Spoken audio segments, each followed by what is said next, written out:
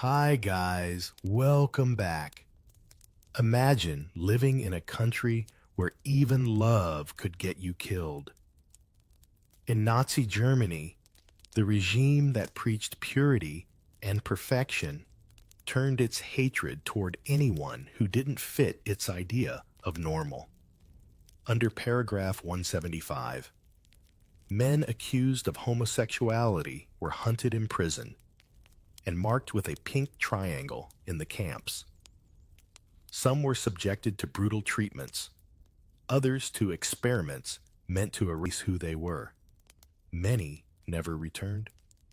Yet even inside the camps, there were glimpses of quiet resistance, friendships, small acts of humanity, and people who refused to let their identity be erased. Tell me the time you're watching day-night, or somewhere in between. And if you believe history should never silence its victims, subscribe. No pressure.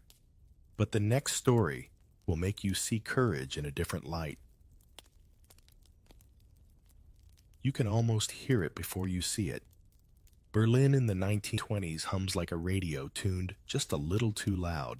The clink of champagne glasses, the hum of jazz through basement air, and the sound of someone laughing too freely for a decade that's only pretending to heal. You pull your coat tighter as you step out of the cold into a smoky bar near Nollendorfplatz.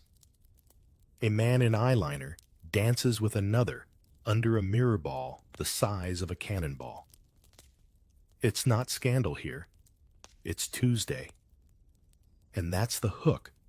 Before the world learned how to kill love, Berlin learned how to celebrate it. The city is the heart of Weimar Germany, beating erratically between chaos and brilliance. Soldiers still limp through the streets from a war no one quite recovered from, but cabarets blaze like fever dreams. Here, you could buy a newspaper with Einstein on the cover in the morning and watch Marlene Dietrich sing in drag by night. Scientists are rewriting physics. Artists are breaking every rule. And the queer community, yes, the word fits, is quietly inventing modern identity in real time.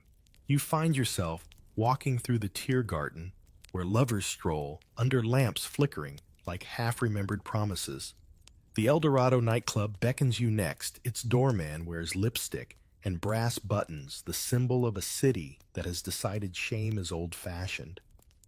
Inside, dancers sway in silk and cigarette smoke, and everyone from aristocrats to bakers seems to know the choreography of freedom.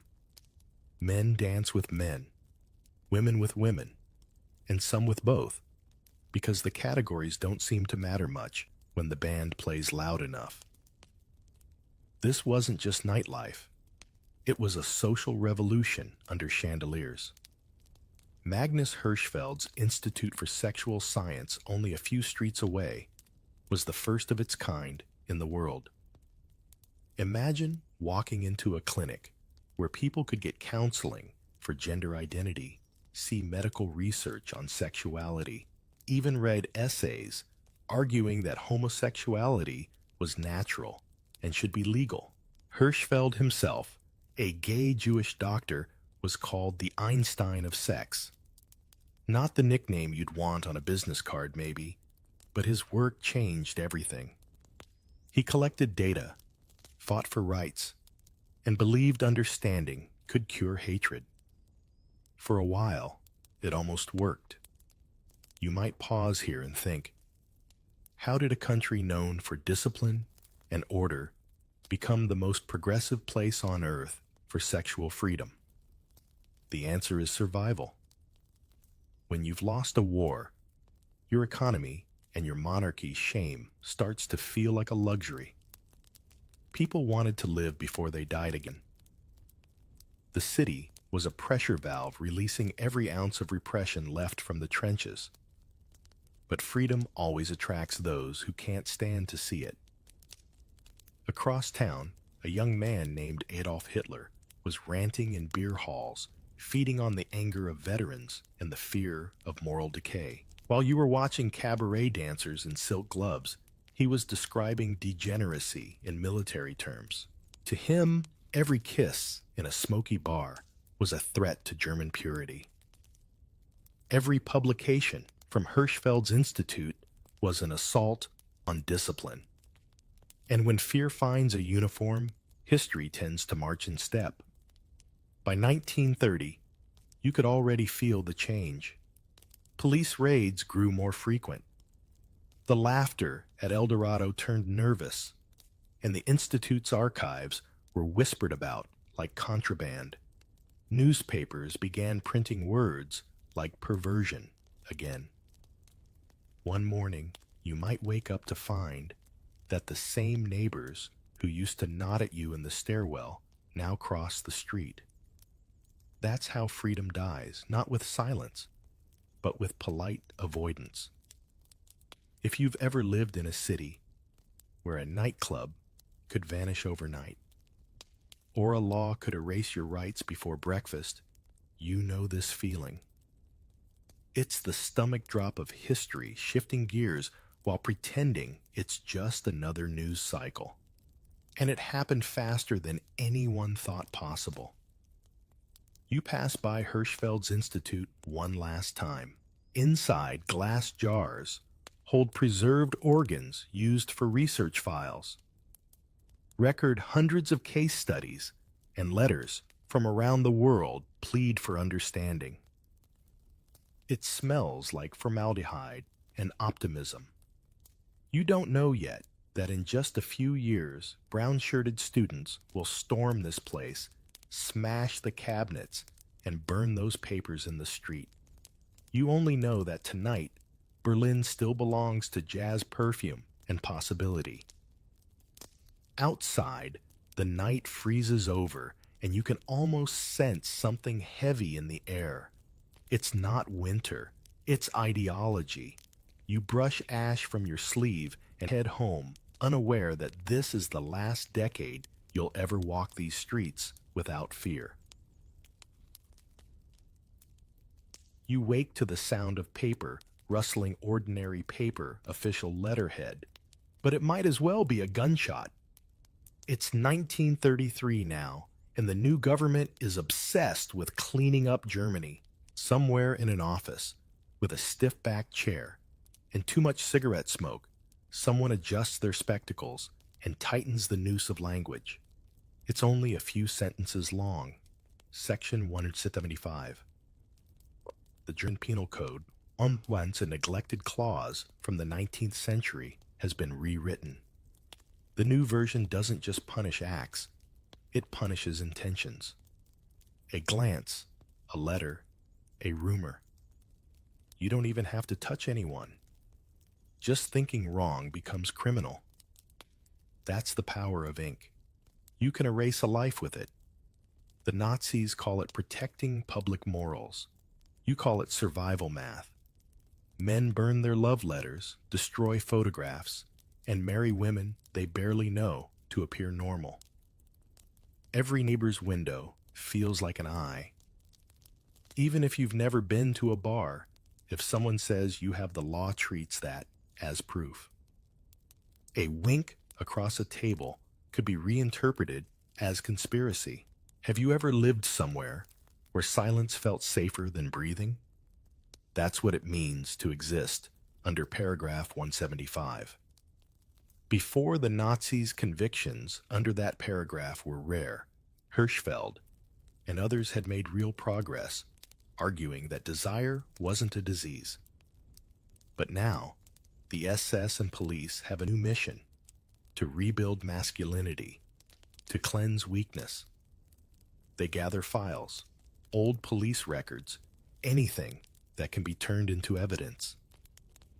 The Gestapo's desk drawers fill with names, dates, addresses. You can't hear it, but behind the noise of marching boots, there's the soft, steady hiss of paper, sliding into folders, millions of small betrayals, stacked neatly in cabinets. You walk past a bulletin board one day. and there it is. Posters showing muscular, blonde men beside slogans about purity, strength, obedience. The message isn't subtle. Germany, they say, will be reborn through manhood, but only one kind. The rest are to be re-educated. The irony, of course, is that the same regime that glorifies male bonding in the army now criminalizes male affection anywhere else. That's ideology. For you, it loves symmetry, but not consistency. Ordinary life becomes theater. You learn to stage everything. Your walk, your voice, your conversations at work. You practice a little frown when someone tells a dirty joke so you don't seem too comfortable. You nod at the right time during speeches about family values, even as your stomach twists. You learn to perform masculinity the way an actor memorizes lines carefully, fearfully, with no room for improvisation. Take Friedrich Paul von Groschheim, for instance. He's 20 when they first arrest him in Lübeck, his crime. Someone reported seeing him at a cafe known for immoral clientele. No proof, just suspicion. He's imprisoned, released, and rearrested again. The SS forces him to sign a confession he never made. Later, they offer a choice chemical castration or a return to the camp. Imagine standing there, a clipboard in front of you, knowing that either way, the state will crawl inside your body. Groschheim survives the war, but the fear never leaves him. He keeps his head shaved for the rest of his life, as if the camps followed him home. And yet, not everyone obeys. Underground networks quietly form. Coded messages pass through letters disguised as church correspondence or art magazines. People invent languages of survival slang gestures, nicknames. You might see a triangle drawn on a napkin, or someone humming a certain tune in a bar to signal safety. Even under the law, humanity adapts. You sometimes wonder, why did this obsession with controlling love matter so much to the Nazis? Maybe because love, real love, is uncontrollable. You can threaten it, punish it, bury it in paperwork, but you can't regiment it like a parade. To a regime built on obedience, that's unbearable. By 1935, the legal revisions grow sharper. The word indecency is broadened until it covers practically anything. The courts don't need witnesses anymore. A suspicion is enough.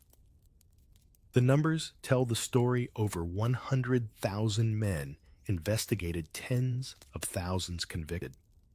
Some go to prison. Others are handed directly to the SS. And yet the official propaganda keeps insisting Germany is purer, cleaner, safer. It's astonishing how language can polish cruelty until it shines. If you've ever seen bureaucracy in action, the endless forms, signatures, stamps,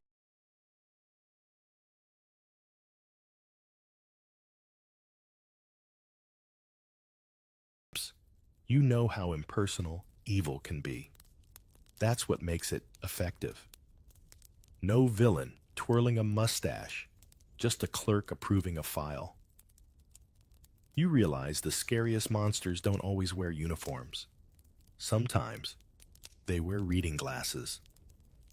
Late one night, you hear footsteps outside your apartment. A knock. Two men in black coats. They're polite, almost apologetic. Just routine questioning, they say. You nod, follow, try to look unafraid. Inside the station, the questions are simple, too simple. Who do you meet? Where do you go? What did you mean by this letter? You learn quickly there's no right answer. Only faster ways to be guilty. The walls of the interrogation room are gray, but the silence is worse. You sign a statement you barely read because they promise you'll go home afterward. You don't. The ink dries, and now you exist only as a number in a file marked with a small pink triangle in the corner. That's how laws work under tyranny. Not as fences to protect, but as nets to catch. And once you're caught, there's no escaping what comes next. You start to notice the color pink in places it shouldn't be. Not the warm kind on cheeks or flowers, but a dull faded triangle on paper files, on armbands, on the corners of secret lists. The bureaucrats have found their favorite color, and for men accused under paragraph 175, it becomes their entire identity. Pink means degenerate. Pink means disposable. Pink means you. It begins quietly like everything else. Police inspectors in Hamburg, Munich, and Berlin receive orders to compile lists of suspects. Some come from old files, others from anonymous tips. A neighbor complains about noise or odd behavior, and suddenly you're on a registry. Sometimes it's revenge, an ex-lover, a coworker, or a jealous rival. But the Gestapo never asks why someone denounced you. They only care that they did. You walk down the street one morning, and a man you've known for years doesn't meet your eyes. That's how you know. Someone has talked. Within days, you're summoned to the precinct. The officer's tone is casual, almost friendly, but his pen never stops moving. He knows more about you than your own mother, your friends, your favorite cafe, the time you came home too late. Somewhere in a file cabinet, your handwriting has been analyzed for feminine tendencies. You didn't know such a thing existed, but in this world, anything can be evidence. That's when the raids begin. Berlin, once full of laughter and piano bars, becomes a trap. The Gestapo moves in on former safe havens clubs like the El Dorado, once alive with feathers, and freedom now echo with the thud of boots and the clatter of bottles smashed underfoot. You might be there one moment, dancing to a jazz tune, and the next you're face down on the floor with a flashlight in your eyes. No warrant, no trial, no explanation. Just suspicion, dressed as law. If you've ever had your name dragged into something you didn't do, maybe a rumor at work or school, you know that unique helplessness. But here, it's not just reputation that burns. It's life itself. Inside the station, they separate men by appearance. Muscular ones are accused of corrupting youth. Thin or gentle ones are accused of being unmanly. There's no right way to exist. The files grow taller than people. The Gestapo calls it preventive arrest. You don't even need to have done anything. The idea is to eliminate future offenders. How do you prove you're innocent of something you haven't yet done? Some nights, you can hear the sound of typewriters from police headquarters, keys hammering out new lists, new warrants, new pink triangles. The rhythm of persecution is mechanical now. It no longer needs emotion to function. A few manage to hide. They grow mustaches, change cities, burn letters, even enlist in the army. But fear is a kind of leash. You might outrun it for a while, but you never stop hearing the snap behind you. And yet, within all this horror, the human instinct for irony refuses to die. There are stories of men arrested under suspicion of homosexuality who end up being guarded by officers later exposed for the same crime. One SS officer was caught frequenting male brothels, but his superiors buried it to protect the image of the party. Hypocrisy it seems wears black leather and an armband. Remember, Ernst Röhm, the stocky, scar-faced head of the SA Hitler's own stormtrooper army. He was openly homosexual, and Hitler tolerated him for a while because Röhm was useful. They drank together, called each other by nicknames, even shared power.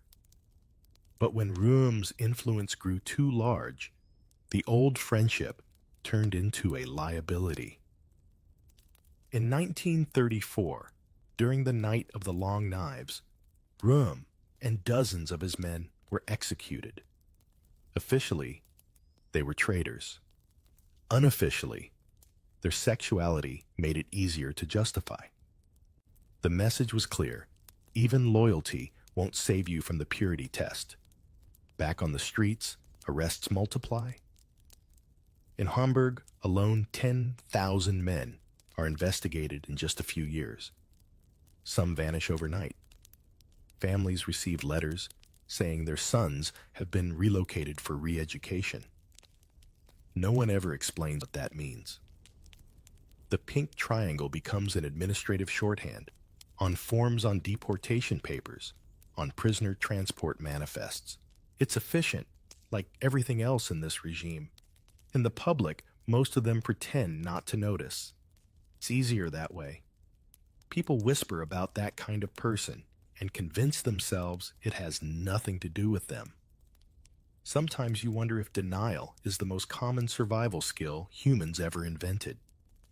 Even those not directly targeted feel the chill. Artists who once painted the human body in admiration now turn to landscapes. Writers burn their manuscripts. The silence spreads faster than the fear. Late at night, you hear a knock on a neighbor's door. There's a scuffle, a cry, then the hollow echo of boots fading down the stairs. The next morning, the apartment is empty, the nameplate removed. The landlord shrugs. Moved away, he says. Everyone nods. No one asks where. You start sleeping with your shoes on, just in case. A small bag packed under the bed. A note in your pocket, with a friend's address, though you doubt it'll matter. The walls seem thinner, now the city smaller. And still the paperwork grows. Files upon files stamped, dated, signed proof that evil doesn't need to shout. It can whisper politely and file in triplicate. You wake up to a sound that doesn't belong to morning iron hinges, shouted names, boots scraping against gravel. The air smells of ammonia and fear. You've arrived at a place where time doesn't move forward. It folds in on itself. A sign at the gate says, Arbeit macht frei. Work sets you free. But freedom here is a rumor. Welcome to Dachau, your first lesson in industrial cruelty. The pink triangle wasn't just a label, it was a sentence. The guards don't need to tell you your rank in this hierarchy. You can feel it. Yellow stars for Jews, red for political prisoners, green for criminals, purple for Jehovah's Witnesses, and then the faint, humiliating pink at the bottom of everything. Even other prisoners treat you like contagion. Some refuse to speak to you, afraid their own triangle might turn pink by association. You don't just lose your freedom here, you lose your place in humanity's pecking order. The barracks smell of wet wood sweat and hopelessness. The straw is full of lice. You sleep shoulder to shoulder with men whose names you may never know, because names don't survive long here. Only numbers do. You are no longer a person. You're 2310 or 5583, or whichever tag they clipped to your shirt. In the morning roll call, you stand for hours, shoes sinking into mud, while guards with rifles stroll up and down, amused by the trembling. The frost bites through your jacket. One man coughs. He's pulled from the line beaten until the sound stops. You look straight ahead, because looking away is worse. The SS, like obedience tidy like a factory assembly line of despair. If you've ever had a job where every mistake was punished, but no success was rewarded, imagine that multiplied by starvation and a loaded rifle. The work begins shoveling gravel, building roads, hauling stones from one side of the yard to the other, only to bring them back again. The point isn't progress, it's exhaustion. The guards call it education through labor. You call it collapse by design. Sometimes you catch fragments of conversation from others. A political prisoner whispers news from the outside. A priest prays under his breath. A thief brags about stealing extra bread. But when someone with a pink triangle tries to speak, silence falls. You're the lowest caste in a world built on degradation.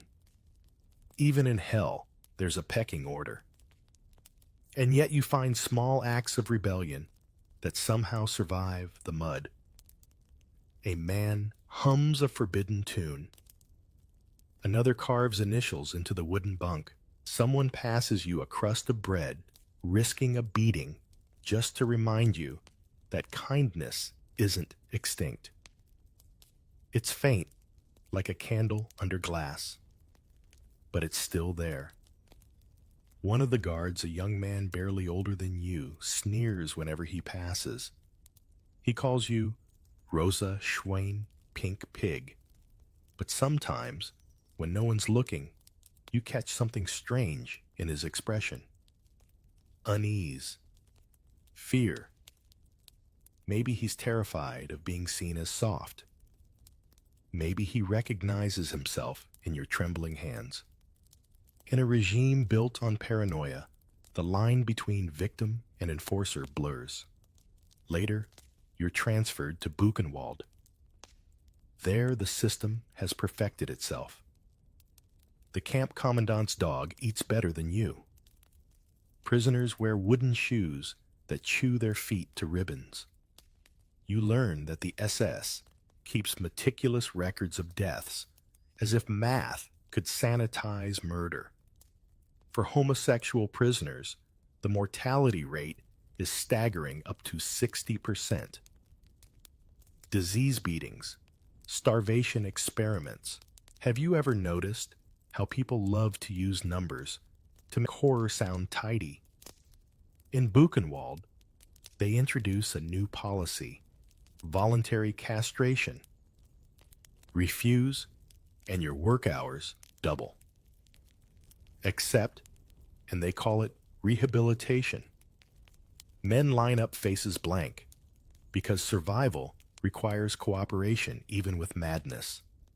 Some hope it'll earn release. Most never leave. Then comes Sachsenhausen, the model camp, the one designed for efficiency. Prisoners march in circles around the gravel yard, testing military boots for the Wehrmacht. 25 miles a day until the soles split and the skin beneath them bleeds.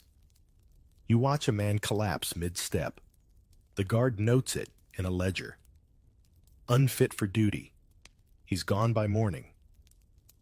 Still, the human mind finds strange ways to resist. In one block, a prisoner secretly sketches his surroundings on scraps of paper stolen from the guard's office. His name is Joseph Kohut, an Austrian man arrested under paragraph 175. Years later, he'll write The Men with the Pink Triangle, one of the few first-hand accounts that survive. But for now, he draws, quietly hiding the pages under the floorboards, proof that someone witnessed this nightmare. The guards like to call you re-educated after months of this. But what you've really learned is how thin civilization's skin is. Peel back law order uniforms, and underneath, it's just the same trembling human instinct to dominate or survive. Night falls. The siren wails. Someone whispers a prayer. Another hums a lullaby. You stare at the rafters and wonder if the stars outside still remember your name. The cold gnaws at you, but the silence bites harder. Tomorrow will look exactly like today, and yet you cling to the smallest, most ridiculous hope that one day this will end, and someone will remember the pink triangle not as a mark of shame, but as proof that you endured. You'd think there was a limit to cruelty, but inside the barracks marked medical, it just changes costume. White coats instead of black boots, clipboards instead of rifles, polite voices describing unspeakable things. You're in the so-called infirmary, except nobody gets healed here. The word experiment floats through the air like a bad joke, and this is your introduction to a science that forgot what it means to be human. They tell you it's research and effort to restore moral health. What they mean is mutilation disguised as medicine. Doctors who once swore oaths now spend their days proving ideology with scalpels. The goal is simple cure, homosexuality. The methods unspeakable. At Buchenwald, Dr. Karl Vernet, a Danish physician working for the SS, claims he's found a hormonal solution. His plan: implant artificial glands that will restore masculine balance. You'd almost laugh if it didn't involve anesthesia, made from alcohol fumes and knives that have seen too many bodies. They cut stitch record, and when the men scream, the guards write non-compliant. The irony is unbearable scientists mutilating men to make them more manly. Across camps, others follow similar logic. Castration is offered as rehabilitation. Accept this operation, they say, and you may go free. Some agree desperate to survive. Others refuse and vanish. Either way, the state keeps its records tidy, treatment administered, subject deceased. If you've ever had a doctor's office smell trigger anxiety, imagine this: the reek of antiseptic mixing with blood and coal smoke, the sharp metallic sound of tools laid out in rows. You stare at the ceiling while a man with neat handwriting explains that you are pathological. Somewhere outside, a dog barks, and you think about how it gets more food than you. But the experiments aren't just medical, they're psychological too. Prisoners are subjected to humiliation tests, forced to strip, to perform labor naked, to endure staged temptations designed to measure deviation. They call it observation. It's really theater for power. One survivor later described how a guard forced two prisoners to kiss while others laughed. The cruelty wasn't in the act, it was in the forced shame. Because shame, you learn, is a weapon sharper than any blade. Some of these men, those who survive, try to reason their way through it. They wonder maybe if the doctors understand us, things will change. But knowledge under tyranny doesn't liberate, it enslaves. Every discovery becomes ammunition. The Reich takes Hirschfeld's old studies, twisting science that once defended equality into justification for extermination. His name, once a symbol of progress, is now used as evidence of degeneracy. That's how you kill a movement, not just by burning its books, but by poisoning its vocabulary. Still, history never fully obeys its dictators. Amid the horror, some doctors quietly defy orders. In Ravensbrück, a camp for women, one nurse falsifies reports to save inmates from being selected for experiments. In Auschwitz, a Czech physician smuggles medicine to the sick under the pretense of testing. Humanity flickers in small, dangerous acts, tiny rebellions hidden in medical charts. But for the pink triangle prisoners, mercy is rarer. The SS views them as failed men, their bodies unworthy of preservation. If a homosexual prisoner falls ill, the common practice is to withhold treatment. Natural selection, they call it. You don't die of disease, you die of design. Occasionally, the doctor's arrogance turns on itself. Verne, the one who claimed he could cure homosexuality, eventually flees after the war, captured by the Allies, and somehow released. He disappears to South America, living comfortably while his victims lie nameless under camp soil. History, it seems, sometimes lets its villains retire. If you're wondering whether the outside world knew, yes, they did. Allied intelligence intercepted reports about sexual criminals being used for research. But in an era when homosexuality was illegal, even in Britain and America, few cared. The victim's identity made them inconvenient heroes. Liberation would come, but not for everyone equally. You think about the irony again, men who believed themselves rational scientists, professors, educated minds, turning clinics into laboratories of fear. It proves something terrifying. Cruelty doesn't always need ignorance. Sometimes it thrives on intellect. One evening, after a long day, hauling bodies from the infirmary, you overhear two SS officers talking. One jokes that at least the experiments save bullets. The other laughs, lights a cigarette, and says, "We'll sterilize the weakness out of the race." You stand there holding a stretcher, realizing you've just heard your death, rationalized as efficiency. At night, the camp quiets. The sky glows faintly orange from distant fires.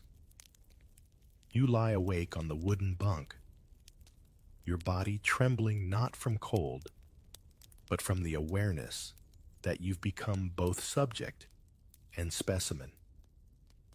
Every bruise on your skin is an entry in a study. Every heartbeat is a line in a report.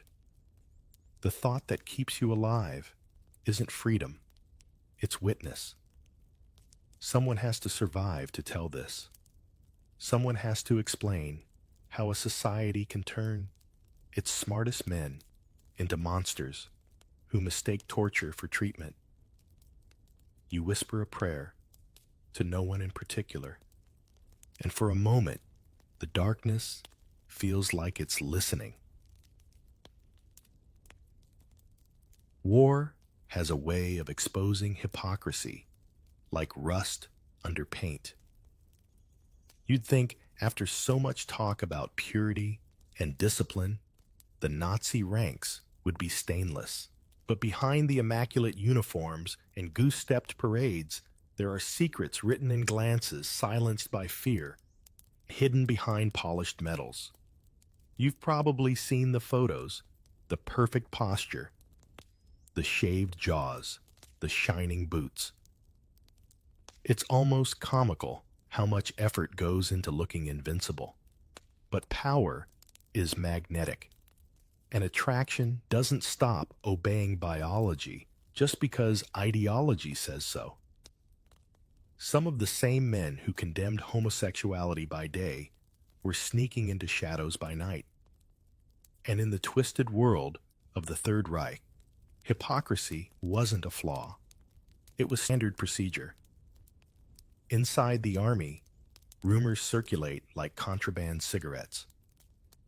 A sergeant caught exchanging letters with another man is quietly reassigned to the front. Rather than exposed, better a dead soldier than a scandal. An officer accused of inappropriate attachment to his adjutant suddenly finds himself promoted and transferred to a different unit far away from curious eyes.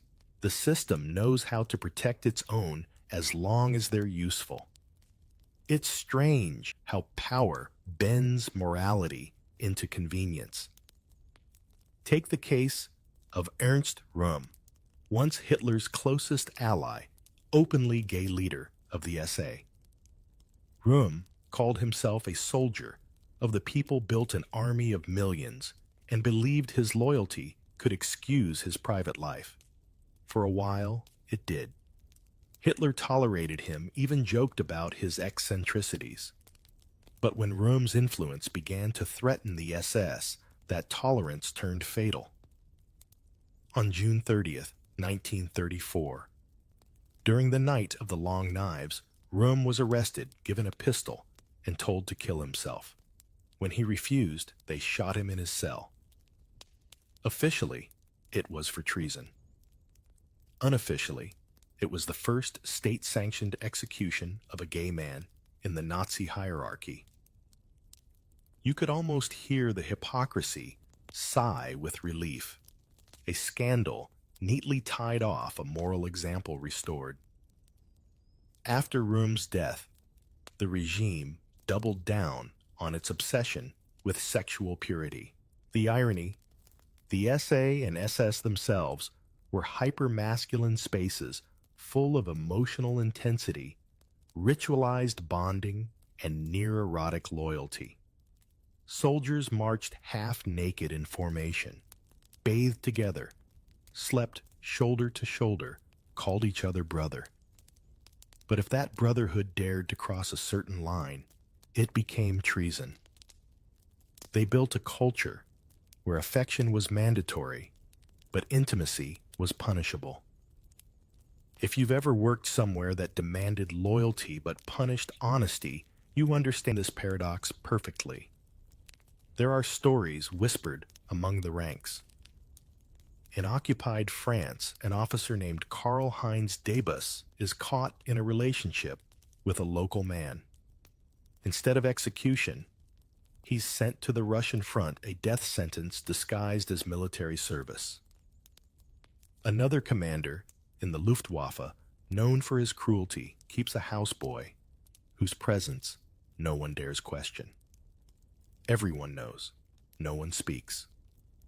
Silence is the unofficial currency of survival. Even Hitler's inner circle wasn't immune to gossip. Heinrich Himmler, head of the SS and architect of the camps, often ranted about eradicating sexual degeneracy. Yet his own officers were occasionally caught in the same acts they were ordered to punish. When that happened, Himmler preferred discretion to scandal. Punish a few peasants, publicly hide the officers quietly. That's how you maintain illusion.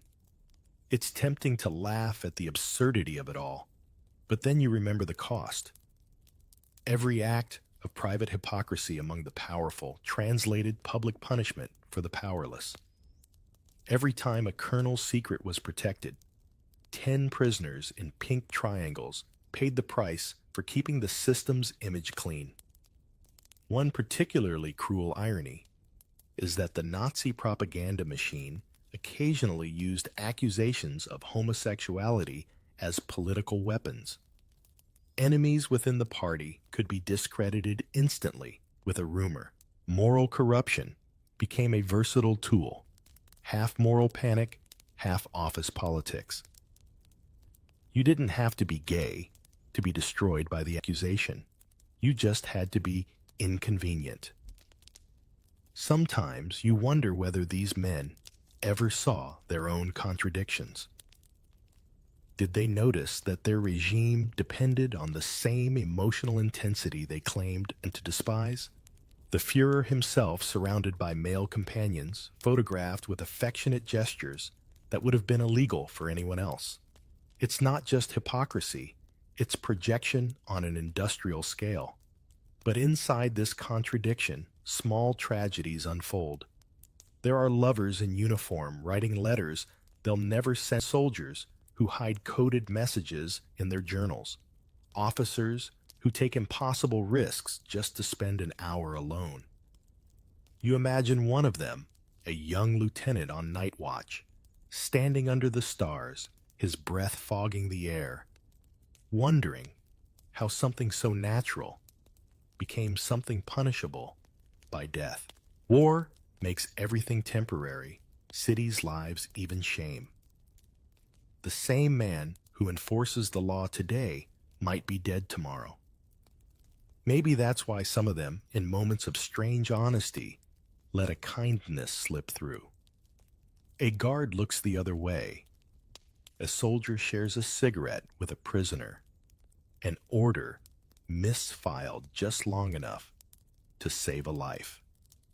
Humanity flickers briefly through the cracks of discipline.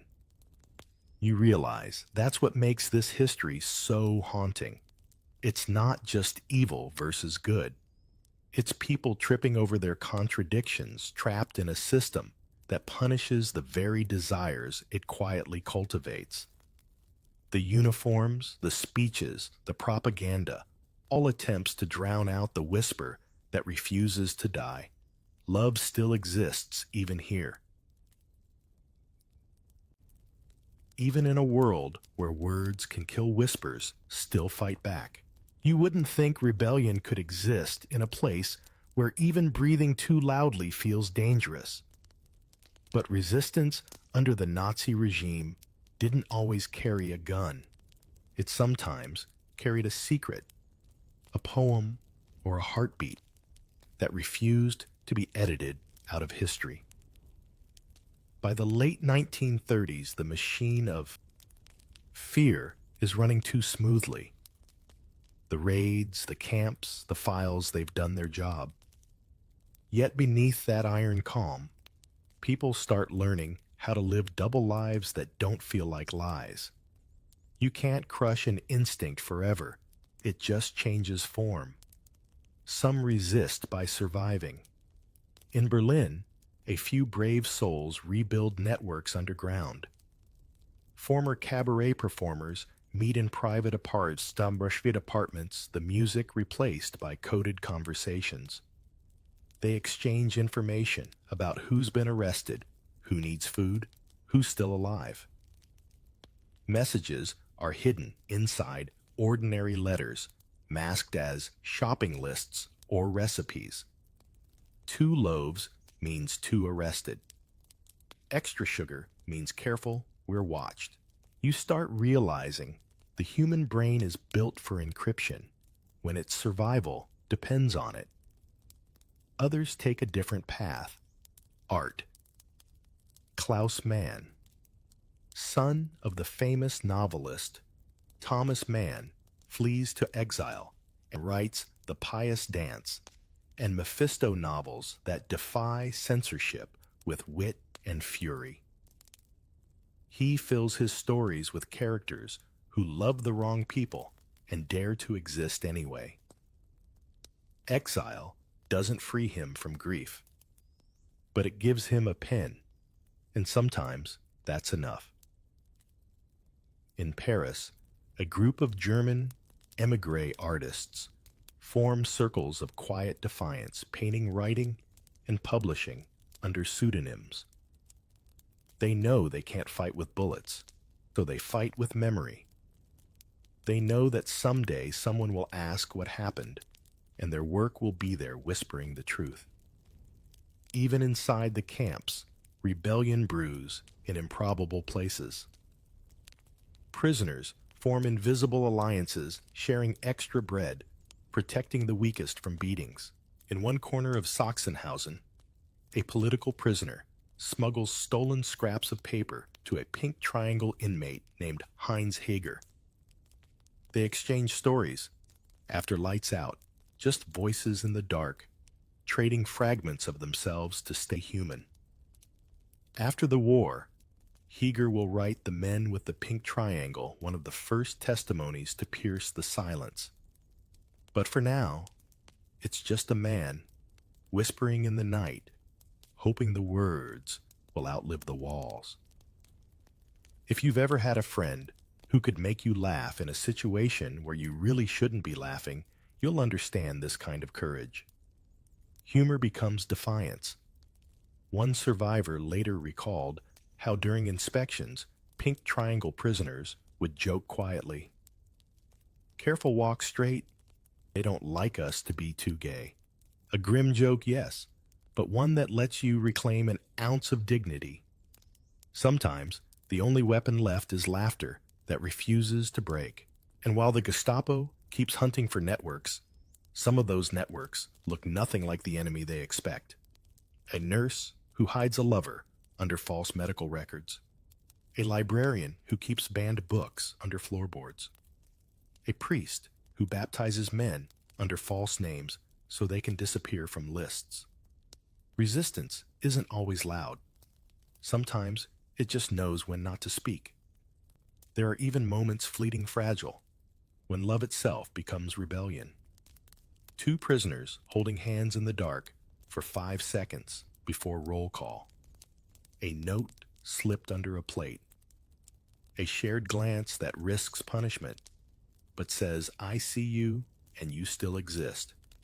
The Nazis could control bodies, but not that kind of recognition. If you pause and think about it, this pattern repeats through history. Oppression always teaches its victims to speak in code, and later those codes become culture. The secret languages of survival, born in hiding, evolve into the open languages of identity. The very slang the Nazis tried to erase would later reappear in post-war queer communities as symbols of pride, not shame. History is full of these poetic reversals. It's like the universe has a dark sense of humor. And amid all the fear, there are ordinary Germans who refuse to look away. Some hide fugitives in their attics. Others pass messages through church confessions. A few doctors falsify diagnoses to keep their patients out of the camps. These are not the stories that make it into victory parades, but they're the kind that keep humanity's reputation barely intact. In 1944, when Berlin is crumbling under Allied bombs, something strange happens. The police lose focus. Records are destroyed. Some prisoners escape in the chaos. Others are simply forgotten in the paperwork. For the first time in years, luck feels like a form of justice. You can hear the city breathing again, ragged but alive. You look around at what's left, rubble, ashes, ghosts, and realize that the regime that promised eternal order has collapsed faster than any love it tried to erase. Resistance didn't win by overpowering, it won by outlasting. There's an old saying, when survival itself becomes rebellion, every breath is a victory. And by that definition, every pink triangle that still beats a heart has already won. You'd think liberation would sound like music, bells ringing, flags waving, soldiers cheering. But when the gates finally open in 1945, the silence is almost unbearable. You stand in the ruins of the camp, too weak to walk, watching men in unfamiliar uniforms stare back at you with pity and confusion. They call you liberated. You don't feel free. Because, for the pink triangles, liberation came with an asterisk. The Allied troops who stormed the camps were horrified by what they found: skeletal prisoners, heaps of bodies, the smell of ash thick in the air. They rush to help, to feed, to treat. But when they reach your section, they pause. They see the pink on your uniform, and something shifts. The soldiers who just rescued you look away embarrassed. They've been told, you're criminals. You're not counted among the victims. They think you were here for a reason. Imagine surviving hell only to be told you deserve the ticket. Many of the men, released from concentration camps, are immediately rearrested under the same paragraph 175 that sent them there. The Nazis may have fallen, but their law didn't. In fact, Post-war Germany, both East and West, kept the same statute for decades. Some survivors are forced to finish their sentences in regular prisons.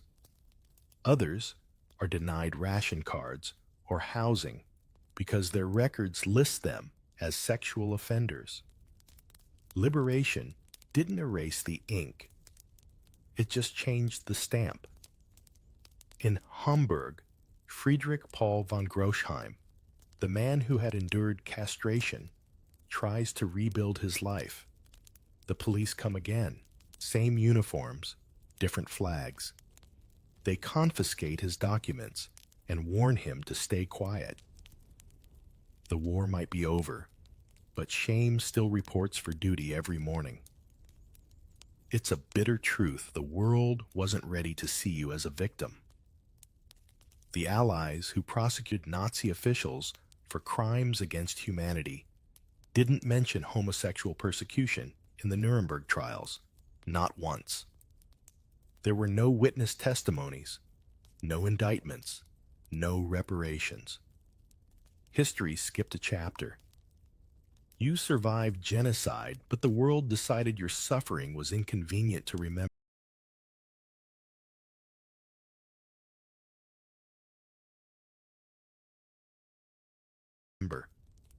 If you've ever been in a group photo where everyone else gets named, but you multiply that feeling by the weight of an entire country's denial.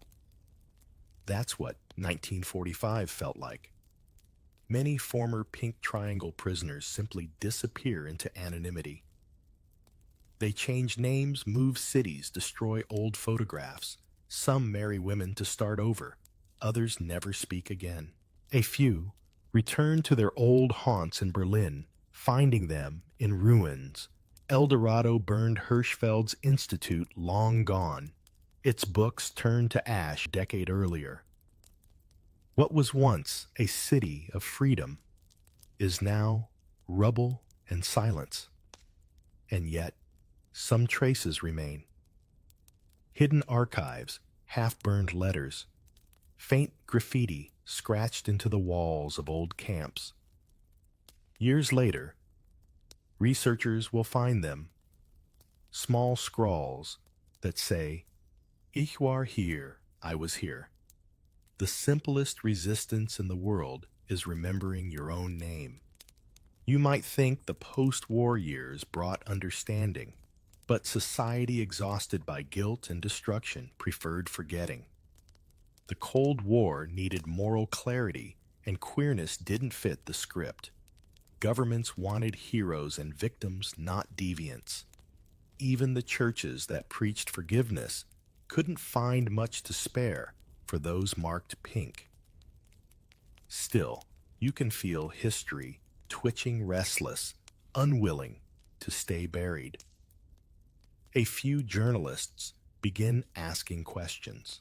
A French survivor writes about the men of the Triangle. A British soldier who witnessed liberation writes home about people punished twice. The cracks begin to show. Truth has a habit of leaking through even the tightest censorship. Meanwhile, the law remains merciless. In West Germany, paragraph 175 continues to send thousands of men to prison through the 1950s and 60s. The same files, once kept by the Gestapo, are used by democratic police. The continuity is almost surreal. You'd think at least the font would have changed. In East Germany, it's not much better. The communist government abolishes the Nazi-worded version in 1968, but only quietly without apology. To them, admitting injustice would be to admit the state could be wrong, and that's never good politics. You'd like to think someone stood up in Parliament and shouted, "Enough." But progress doesn't happen with speeches. It happens with exhaustion. One by one, judges retire, cases fade, and the law begins to wither from disuse. It's repealed in West Germany in 1969. Over 2 decades, after the camps closed. Too late for most of the men who wore pink. If you close your eyes, you can picture them, gray-haired, now sitting quietly in small apartments, reading newspapers that never mention them. They survived everything. But no one ever said, "I'm sorry." There's a story of one survivor who, upon hearing the repeal of paragraph 175 on the radio, simply muttered, "Well, that took long enough," and went back to making tea. That's what resilience looks like, when history refuses to clap for it. And so while the world celebrates victory over fascism, you sit by the window, watching the city rebuild, wondering if it'll ever rebuild its conscience too. You survived not just the regime, but its aftermath, a society that liberated your body and kept your shame. Time moves strangely after survival. Decades later, when the world finally learns to say Holocaust aloud, your story still lingers in parentheses, half acknowledged, half erased. But history, like grief, has a way of circling back. What was once shame begins to shift pixel by pixel into memory, into symbol. And that little pink triangle the Nazis used to brand you, it starts to glow again, this time from the other side of history. It begins quietly in the 1970s, when a new generation of activists digs through forgotten archives. In West Germany, students stumble across old Gestapo files filled with lists of names, addresses, and dates of arrest. Among the faded stamps and typewriter ink, they see something no one had dared to touch for decades: the pink triangle. To them, it isn't a warning anymore. It's evidence, proof that love was persecuted long before it was celebrated. They start wearing it on their jackets, on pins, on banners. What once meant outcast now means alive. The symbol travels fast. Across the Atlantic in the United States, gay rights marches in San Francisco and New York adopt it as a badge of resistance. Never again, they say, not as an echo of someone else's tragedy, but as a continuation of their own. By the 1980s, during the AIDS crisis, it becomes a rallying cry. Posters show a pink triangle pointing upward with the words "Silence, Ixoi, Death." The world may not have listened in 1935, but it will listen now, even if it has to shout. If you've ever repurposed an insult, turned mockery into armor, you'll understand this reclamation instinct. The pink triangle's rebirth isn't just symbolic, it's revenge through meaning. It's history, refusing to stay polite. Back in Germany, historians begin reopening cases, interviewing survivors who've been silent for 40 years. Joseph Kohout, who once sketched camp life in secret, publishes his memoir. Heinz Hager, another survivor, speaks publicly for the first time. Their testimonies are raw, shaky, and often dismissed. Some journalists call them exaggerations. But words once spoken have a stubborn way of surviving disbelief. Museums slowly begin to correct their exhibits. Memorial plaques appear at Buchenwald Sachsenhausen and Dachau, finally mentioning the men marked with pink. Tour guides, for the first time, speak their names aloud. It's a small victory. No parades, no medals. But at least now, when tourists point at the triangle, it comes with context, not disgust. And yet the healing isn't tidy. For many survivors, recognition comes too late. They're in their 70s or 80s, some dying in poverty, when journalists finally knock on their doors. Imagine carrying a secret for half a century only to have a microphone shoved in your face when it's almost over. Some agree to talk, others close the door politely and go back to their tea. Forgiveness doesn't always need an audience. In 2002, 57 years after the war, Germany finally annuls the convictions under paragraph 175. The government admits it was wrong. Too late, but not meaningless. The justice system that once branded men as criminals now calls them victims. Official apologies follow from presidents, chancellors, and even church leaders. Each statement feels like a drop in an ocean of silence. But it matters because someone somewhere is listening. Outside the Reichstag, a monument rises, a triangle of pink granite embedded into gray stone, pointing upward toward the sky. On a screen inside, a video loops endlessly, two men kissing, gentle and unashamed.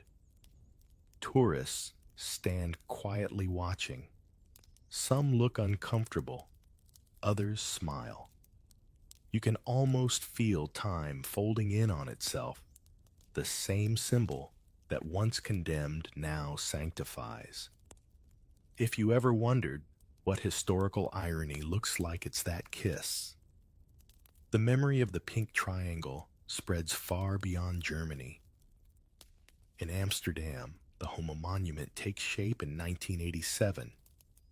A vast pink triangle carved into the canal-side pavement. Its 3 points face the past, the present, and the future. Visitors leave flowers, flags, and letters. Some are from people who lost lovers to AIDS. Others from teenagers coming out to families who don't understand. The monument listens to them all equally because pain doesn't expire with the calendar. You might notice something about all this, how remembrance keeps evolving. What began as a secret code became a symbol of terror, then transformed again into a global language of pride.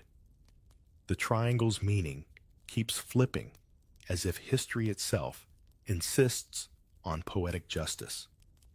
That's how memory works. It rebels against the simplicity of victimhood. Still, not everyone is comfortable with this new visibility. For decades, survivors were told to move on, to let the past rest. But the past doesn't rest. It lingers in gestures and laws, in inherited silence. Every time a student learns that gay men were among the victims of the Holocaust, the world becomes slightly more honest. That's all history ever asks for: honesty. You think of Hirschfeld again. His institute burned in 1933, his books thrown into the flames. Somewhere in those ashes lay the phrase he once wrote: "Love is as varied as people are." The Nazis tried to erase that sentence, but it outlived them. It appears again, decades later, on protest signs on university syllabi, on the walls of queer cafes in cities rebuilt from rubble. And maybe that's the quiet miracle of it all, how something so small, so fragile, keeps surviving. A triangle, a word, a memory. Proof that even when history burns the paper, the meaning seeps into the smoke and waits to be inhaled by whoever breathes next. The ghosts never left. They just learned to whisper through symbols. You close your eyes and realize how long the echo of one law, one triangle, one silence can last. The war ended 8 decades ago, yet the air still hums with its aftershocks. You can hear it in how people talk about difference, about shame, about who gets to be remembered. History, it turns out, isn't a museum. It's a mirror, and every generation has to decide whether to look away or look in. You think back to that Berlin bar in 1929, full of laughter and perfume. Back to the Institute's glass jars, the files stamped in pink, the camps, the files again, the slow rediscovery. Everything loops the freedom, the repression, the rediscovery. Like a melody, history can't stop replaying. It's easy to imagine that all of it belongs to another era, to black and white photos and grainy documentaries. But the line between then and now is thinner than we like to admit. The world learned some lessons, but not all of them. Paragraph 175 may be gone, but its shadow lingers in laws, in jokes, in quiet exclusions. Even today, there are countries where love is still legislated, where people whisper instead of speak, where identity must pass inspection before it's allowed to exist. The uniforms have changed, but the logic feels hauntingly familiar. When you see pride parades met with hostility or politicians invoking morality as if compassion were contagious, it's the same ghost wearing a new suit. If you've ever stood in a crowd during a protest and felt the strange blend of fear and belonging, that electricity that runs through the body when you realize the crowd might be small, but the history behind it is vast, you know what those survivors must have felt when the pink triangle rose again. To turn your wound into a banner is not just courage, it's defiance in its purest form. And that's what this story really is, the anatomy of defiance. Not the loud kind that storms barricades, but the quiet kind that survives when everything else collapses. The kind that plants symbols like seeds and trusts time to make them bloom. You think of the monuments, the pink granite in Berlin, the Canal Triangle in Amsterdam, the plaques in London, Vienna, San Francisco. They aren't just memorials. They're conversations between the living and the dead. Every visitor who stops to read, to wonder, to whisper, "I didn't know," becomes part of that dialogue. Memory isn't static, it's participatory. It needs witnesses. Maybe that's why bedtime history matters, not because it helps you sleep, but because it keeps you awake in the right ways.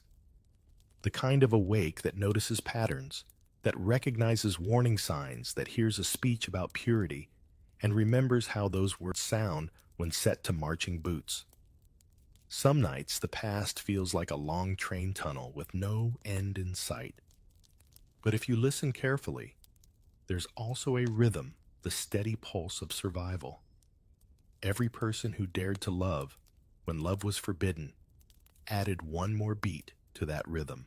Every laugh in a dark bar, every poem smuggled through a letter, every kiss stolen in the shadow of a guard tower. It all adds up to proof that cruelty can't outlive compassion forever. You imagine walking now through Berlin, the same streets where it began. The cafes are full again. The laughter returned. There's a rainbow flag hanging outside what used to be a police station. A drag performer singing under a neon sign near Nollendorfplatz, the same neighborhood once rated for moral indecency. Time didn't erase the story. It rewrote it. And if history has a sense of poetry, this is it. The same country that once jailed men for love now lights its government buildings in rainbow colors every June. The same language that once called them degenerate now has words for every kind of identity imaginable. That's not perfect justice, but it's evolution. And evolution, unlike ideology, doesn't march backward. As you lie there, eyes half closed, You realize you're not just listening to the past, you're carrying it. Every time you say someone's name, every time you refuse to let a story vanish into polite silence, you're doing what those who came before couldn't, turning survival into legacy. So, when the night feels heavy, remember the pink triangle, not as a scar, but as a compass.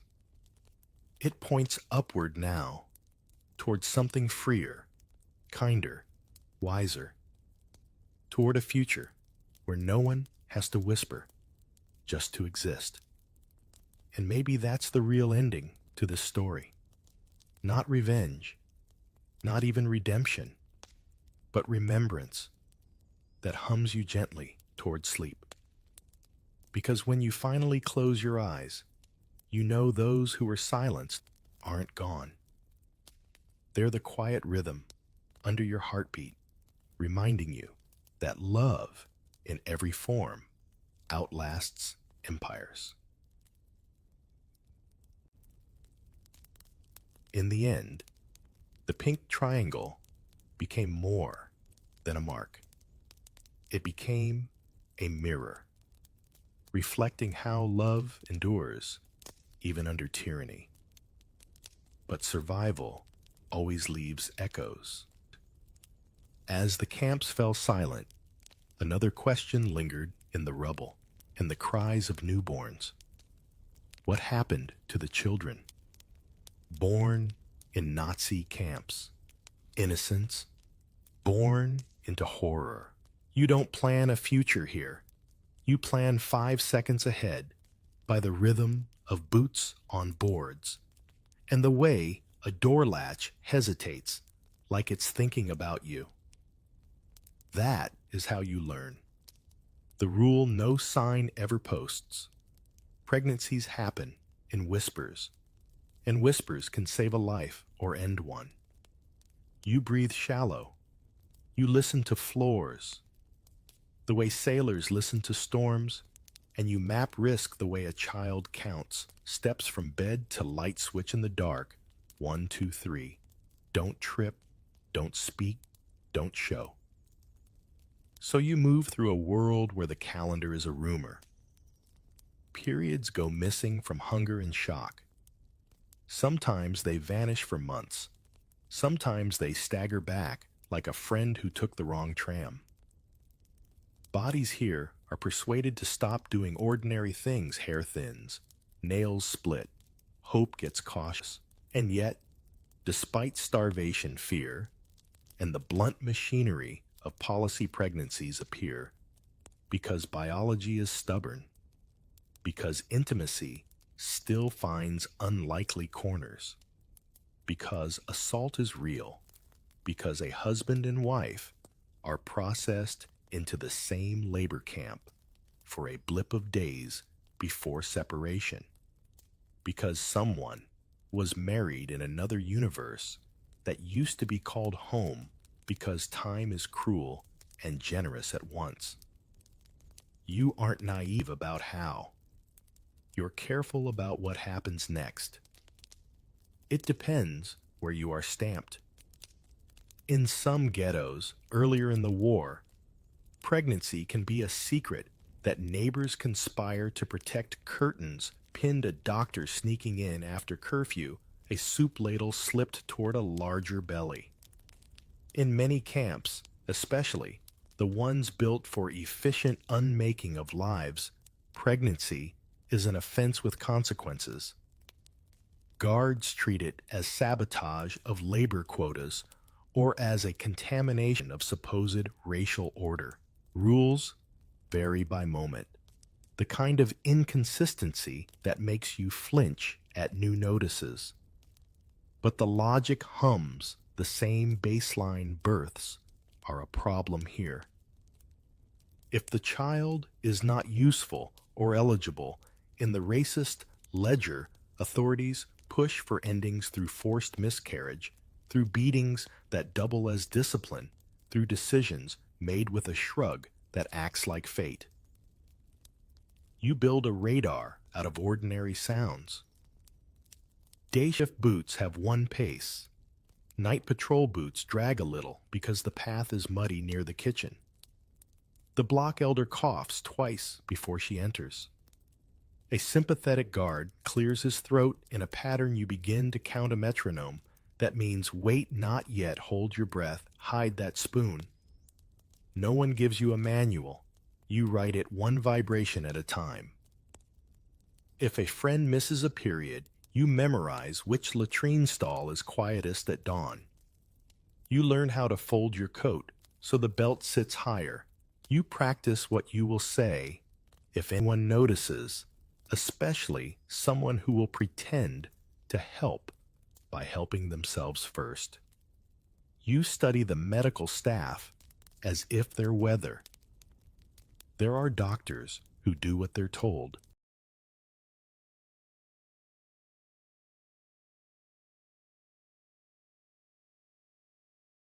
And doctors who add their own theories. And once in a while, doctors who remember they once studied to stop suffering, not curate it. There are prisoner nurses who see you, really see you, and calculate what a dropped thermometer can buy you a week. 2. If you look feverish. 3. If you keep the cough. There are midwives who, when the moment comes, will insist on something as small and rebellious as warm water. You don't say their names out loud yet. In this place, names are fragile china. What do you call consent when your world is a cage? That question makes you uneasy because it doesn't have a clean answer, and clean answers are a luxury. You know this much. Some pregnancies are hoped-for embers being cupped against the wind. Some are coerced into being with the same voice that counts the roll call. Some arrive as fate's crooked joke that you refuse to laugh at. You don't debate categories at 3 a.m. You count heartbeats with your hand in the straw and listen for the ladder at the end of the barracks. You mark times when the corridor is emptiest and the lights flicker funny. How even cruelty still has maintenance failures, and you plan the next careful day. Facts. Because you promised yourself not to float away in certain camps, orders explicitly forbid births. In others, guard practice amounts to the same. In places like Auschwitz or Ravensbrück, the line between medicine and policy blurs until it feels like an eraser taken to a face. Pregnant prisoners have been forced into procedures that pretend to be clinical and are actually administrative, can't work, won't eat, won't live. Later, you will hear names of doctors who tried to sterilize entire categories of people, as if kindness were a contaminant that could be stopped with a clamp. For now, details are not later. They are corridors' keys. And who's on duty. Sometimes, irony shows up wearing a clipboard. A woman classified as valuable for labor may be examined more carefully, not less, because someone has plans for her hands to keep washing and weaving and hauling. You watch how a belly can be a ledger item, overhead liability, a bitter arithmetic, rather than a life that might one day ask for a bedtime story about a tree. You notice how guards talk about costs, never futures, and you file that away as a clue for survival talk in their language when you have to then switch back to your own, when you're safe under a blanket that smells like damp rope. You practice humor the way soldiers practice field dressing, quick, useful, not fancy. If a friend worries that the ration bread is shrinking, you deadpan that the loaves are on a diet and will bounce back by spring, leaner, better at running. Someone snorts. The laugh is small, but it keeps the air from pinning you to the bed. Humor isn't denial. It's a folding chair you set up in a storm so you can tie your shoe. You ask a question you already know the answer to. What's the worst that can happen if I sneeze while the deputy is counting spoons because the performance of ordinary worry is safer than the admission of fear about the other worry. There are calculations you hate yourself for making, but you make them because pretending not to is a luxury you don't own. If you suspect you are pregnant, you inventory allies who can distract, who can fake a fever chart, who owes you a favor that you never intended to call in. You make a second map of risks. Who gossips, who reports for extra soup, who seems kind, but is actually lonely enough to trade your secret for 5 minutes of being noticed. You are not cruel. You are practical. And you remind yourself that practical is a kind of love. Here's a modern comparison that helps you breathe through the moral static. Think of those nights when a baby is asleep and every adult in the apartment suddenly moves like a ninja, juggling pasta water and phone alarms with an Olympic calm. Now, shrink the apartment to bunk beds and a single pail. Swap the phone alarm for a guard's shadow under the door. The choreography is the same. Keep the tiny world calm. If you've ever tiptoed around sleeping hope, you already understand half the skills this place demands from you. The other half is timing. And timing is a craft you learn because there is no alternative. Interactive check-in. Because talking back to a story can steady your hands. When have you balanced two truths at once, fear and determination, and kept walking? Say it softly to yourself. That's a muscle you'll need here. And no, saying it doesn't jinx anything. Jinxing requires luck, and this place mostly runs on math. By now, you can identify a guard by the way his keyring sings. You know the nurse who averts her eyes on principle, not indifference. You know where the floorboards don't complain if you carry water at night, and you've taught 3 people the trick of wrapping the ladle in cloth to dull the clack. It's a small repertoire, like a street musician's loop pedal. A handful of reliable notes that can make an hour pass without incident. You nurture this repertoire as if it were a garden that grows only in the dark. You also keep a private glossary. Allow here means ignore for now. Punish mean notice at the wrong time. Doctor can mean collector of numbers or keeper of breathing. Selection is a word that tastes like metal. Noise is risk. Silence is also risk. You learn to choose the right decibel for each hour, like a cook choosing the flame. And under it all, your body keeps moving forward with the dumb, holy stubbornness of a plant lifting through concrete, which is either an insult to concrete or a compliment to the plant. Pick the version that helps you stand up. When you finally admit to yourself, yes, it's real. Yes,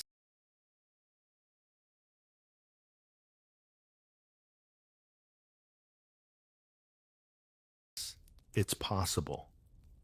Yes, it's happening. You don't say it to anyone right away.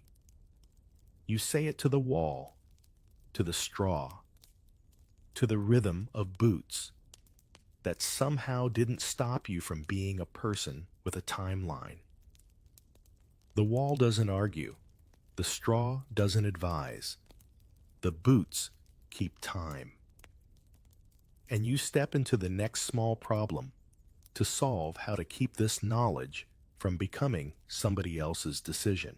The next steps will require hands that know more than you do, and you already know which hands you trust to lift a blanket without rattling the world.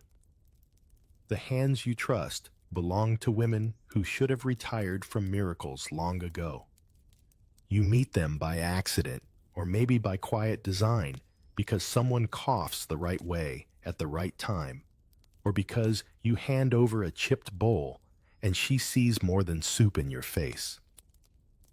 Barrack midwives, they call them, though the title is generous and the tools are not. Imagine a hospital stripped of walls, of instruments, of anything sterilized except courage. That's what these women run maternity wards made of straw, a shoelace, and a prayer. They come from everywhere. Some were nurses before this, others housewives, who once learned from their mothers how to boil water and breathe through contractions. A few still remember the clean white smell of antiseptic and flinch when the memory hits because here the only antiseptic is frost. You'd think they'd be too tired to care, but somehow the body remembers its profession. One of them, perhaps her name was Stanislawa, hides a sliver of soap like a holy relic. When it's her turn on duty, she scrubs her hands with it, as if the act itself might conjure decency back into the world.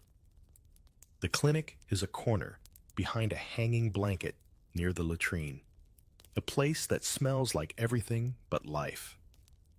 The straw floor crunches underfoot, damp and unreliable. Someone has torn strips from a sheet. To use as bandages, someone else has bartered bread for a bit of string to tie an umbilical cord. No one owns scissors, so they sharpen a spoon against a rock until it's cruel enough to cut. Every sound has to be quiet enough not to travel through the boards, the whimper of the mother, the grunt of effort, even the newborn's instinctive cry. It's a strange theater of silence labor, performed like a secret opera, where every gasp risks an audience you don't want. You wouldn't believe it, but laughter sneaks in sometimes. One woman in labor bites down on her sleeve, and afterwards, still panting, she mutters that the baby owes her 2 teeth. The midwife grins a flash of irony under the bare bulb and says he'll pay back with smiles. They share a look like conspirators. For a moment, the camp is irrelevant. It's just 2 women and an ancient rhythm of pain and reward. These births aren't supposed to happen. Officially, they don't. But the midwives keep records in their heads. They remember dates, initials, scraps of lullabies. One even carves tiny notches into the underside of a bunk, one for each child who took a breath here. The marks look random to outsiders' wear and tear, but you know better. It's the closest thing to a census of defiance. Sometimes,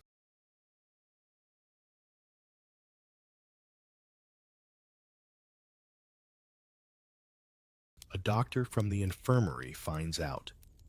The results vary.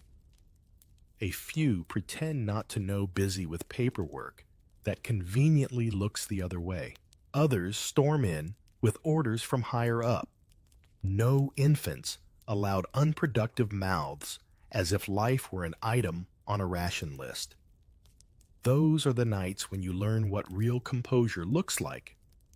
A midwife stands between the official and the mother, blocking the view, pretending to rearrange bedding. She speaks in clipped German, calling it a false alarm. Her hands are trembling, but her voice doesn't.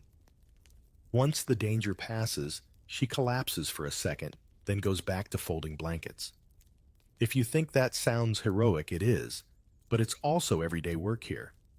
The word hero is too fancy, too cinematic. These women aren't waiting for medals. They're waiting for dawn to see who survived. They calculate the odds with a realism that makes accountants look sentimental. For every baby born, another disappears before the next roll call. Starvation, cold disease, sometimes simply bureaucracy. Still, they keep doing it. You ask one, why, and she shrugs. If I stop, it's one more piece of the world gone. Now and then, a child lasts more than a day, tucked into a drawer or hidden beneath a nurse's apron when inspections come. The midwives invent lullabies that sound like coughing so they can hum without suspicion. If you listen carefully, you can catch fragments, nonsense syllables, names disguised as rhythm. It's eerie and comforting all at once, like ghosts rehearsing for a life they might still get to live. Have you ever held a secret so fragile that it made you afraid to breathe? That's what it feels like here. You watch the women cradle each newborn as if touch alone could build a future, whispering the first and maybe last blessing these children will ever hear. There's no cradle, no baptism, no registry, only a warm hand and a name murmured once to the straw. And names matter. Some prisoners believe that as long as a name is spoken, even softly, the world can't entirely forget the person attached to it. Outside, the world still measures worth in quotas. Inside this improvised ward, worth is measured in breaths. The contrast is absurd and sacred all at once. A woman who has spent the day hauling stones now leans over a baby she may never see again, tracing its cheek with the back of her cracked finger. You've seen similar gestures in maternity photos back home, filtered, framed perfect. But here, the lighting is a single candle, and the photographer is history itself watching quietly. Sometimes, the midwives barter with guards a twisted negotiation. If you let her rest one day, she'll return stronger. If you don't report it, you can claim extra rations for the block. The guards accept not out of compassion, but convenience. Even cruelty likes to save paperwork. Still, every tiny loophole becomes a shelter. The women learn to speak the language of power in just enough phrases to survive another night. It's hard not to think about the irony that this is the same place where doctors run experiments in the next building. But here, life insists on being born without charts, without anesthesia, without permission. The same hands that stack corpses also somehow bring babies into the world. It's an unbearable contradiction that somehow balances on the tip of a spoon. And yet amid all of it, you notice how the midwives still carry themselves with a trace of pride. Maybe it's habit, maybe muscle memory, from a time when delivering life was honored instead of punished. One hums an old lullaby under her breath, a Polish tune maybe, and for a moment, it feels like the camp air softens. The lullaby drifts past the bunks, over the heads of women pretending to sleep, and settles somewhere near the ceiling like a stubborn ghost refusing to leave. Later, someone will remember that song decades after liberation. She'll hum it to her own children, not knowing where she first heard it, only that it came from a place where people refused to give up on humanity. That's the kind of memory you can't sterilize. It survives in rhythm, in the quiet shuffle of feet that once danced between mercy and discovery. And so, when the next contraction starts in the shadows, the midwife wipes her hands, straightens her back, and takes her place again. A conductor of an orchestra no one else can hear. You catch her eye and understand the unspoken rule of this place. There is no end. Only the next breath, the next cry, the next impossible task that must be done quietly, perfectly, invisibly. The next breath doesn't sound like relief. It sounds like a gamble. Because after every hidden birth comes the moment no one wants to face the selection. Not the one shouted on parade grounds with soldiers and sticks, but a quieter, colder one where infants are weighed against ideology. You don't get to prepare for it. You hear about it in whispers, that move faster than rats, who was taken last night, whose bunk is suddenly empty, who said the wrong word at the wrong time. You might think selection is a process, but really, it's improvisation dressed up as policy. A doctor, or sometimes a guard pretending to be, one decides whether a newborn belongs to what you ask, to a fantasy of bloodlines, to a list of measurements, to whatever mood the officer happens to wake up in that morning. One glance can sentence or spare, and it's not based on medical need. It's based on a myth scribbled into law. You stand nearby pretending to scrub floors as two women clutch their newborns. The air is thick enough to chew. The officer steps closer, expression casual as though choosing between apples. "This one stays," he mutters. "That one goes." The words are light, almost bored, but the room tilts. The chosen mother clutches her child tighter, guilt flooding faster than relief. The other one doesn't scream. She just closes her eyes. Here, silence is armor. Selections happen in many ways. Sometimes babies are sent to the camp hospital, which sounds hopeful until you realize hospital means something different here. Sometimes the infants disappear overnight, taken for study, or for care terms so vague they become euphemisms you stop translating. The mothers who return to their bunks empty-handed are expected to report for work as if nothing happened. You can't even console them because comfort might draw attention. There are moments when resistance takes strange shapes. A midwife lies about the number of births, claiming a stillbirth to hide a living child. Another swaps wrist tags between babies, buying time through bureaucracy's own confusion. Once, a sympathetic orderly sneaks a baby into the kitchen under a pile of potato sacks. You'd laugh if it weren't so awful, the absurd heroism of a vegetable cart becoming Noah's Ark.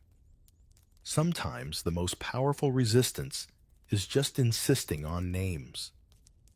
You see mothers whisper them urgently over and over, imprinting syllables into their child's memory like code. Lena, remember your Lena. Of course the child won't remember.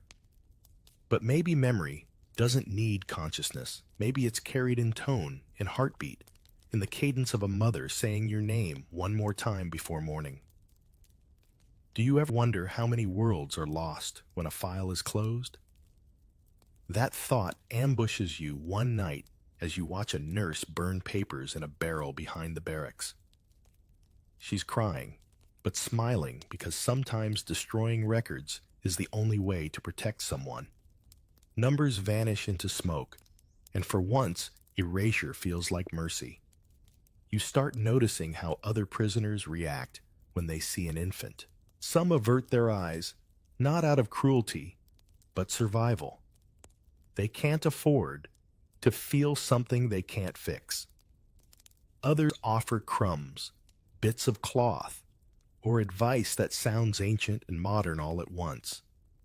Wrap him tighter. Keep the crying low. Don't hope too loud. That last one stays with you.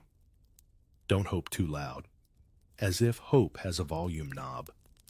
Every camp had its rules, written and unwritten. In Auschwitz, pregnant women were routinely targeted for elimination, unless they could conceal the pregnancy until near term. And even then, survival was slim. In Ravensbrück, where female prisoners were used for forced labor and experimentation, births were officially banned, yet still occurred in corners and cupboards. In Theresienstadt, some mothers managed to hide babies for weeks, helped by networks of fellow inmates and a few guards who looked away. You gather these facts like pocket-lint details too small to save anyone, but too important to lose. There's a strange kind of logic in the cruelty. The Nazis feared impure births, but desired pure ones, leading to contradictions that only bureaucracy could love. Babies of non-Jewish prisoners, especially if they had Aryan features, were sometimes taken for re-education. Others were killed outright. Each decision served the same lie that life could be ranked like paperwork. Here's a question you can't shake. How does one measure worth in grams? Because that's what it looks like. An infant placed on a makeshift scale. Someone writing a number, someone else deciding that number means life or death. It's an algebra so obscene that your brain tries to reject it, but you keep watching because turning away feels like surrender. You remember one story whispered from block to block about a Czech mother named Hannah. She gave birth during a roll call right there on the frozen ground, while guards barked orders. The baby came out silent. For a few seconds, everyone thought it was over. Then the child made a tiny noise, something between a sigh and a protest, and the guard nearest them paused. Maybe he saw something human in that sound. He didn't report it. Hannah was transferred to the infirmary and somehow survived. Decades later, her daughter, still alive, would describe that guard's face as blank, like someone accidentally doing good. That story circulates like folklore, a bedtime story for people who haven't had beds in years. It doesn't make you believe in miracles. It makes you believe in accident, and sometimes that's enough. The days that follow any selection are strange. The air seems drained, the camp quieter than usual. Women move through routines on autopilot, scrubbing, hauling, counting. The midwives keep their faces blank, but their hands shake when they think no one's looking. You learn to tell the difference between the tremor of cold and the tremor of grief. You once overheard someone say that children born here don't cry the same way as others. Their cries are softer, breathier, as if even at birth they understand the need for stealth. You want to call that superstition, but then you hear one yourself, a muffled, almost polite sound that barely cuts through the night air. It's not weakness, it's adaptation. Even newborns, it seems, learn the rules fast. Modern thought experiment. Imagine a maternity ward where the lullaby playlist is replaced by silence, where every machine must be muted, where hope itself is contraband. That's this world in miniature. It makes you realize that survival isn't a single act, but a series of quiet negotiations, each one buying a few more minutes of possibility. And through it all, you notice the rhythm.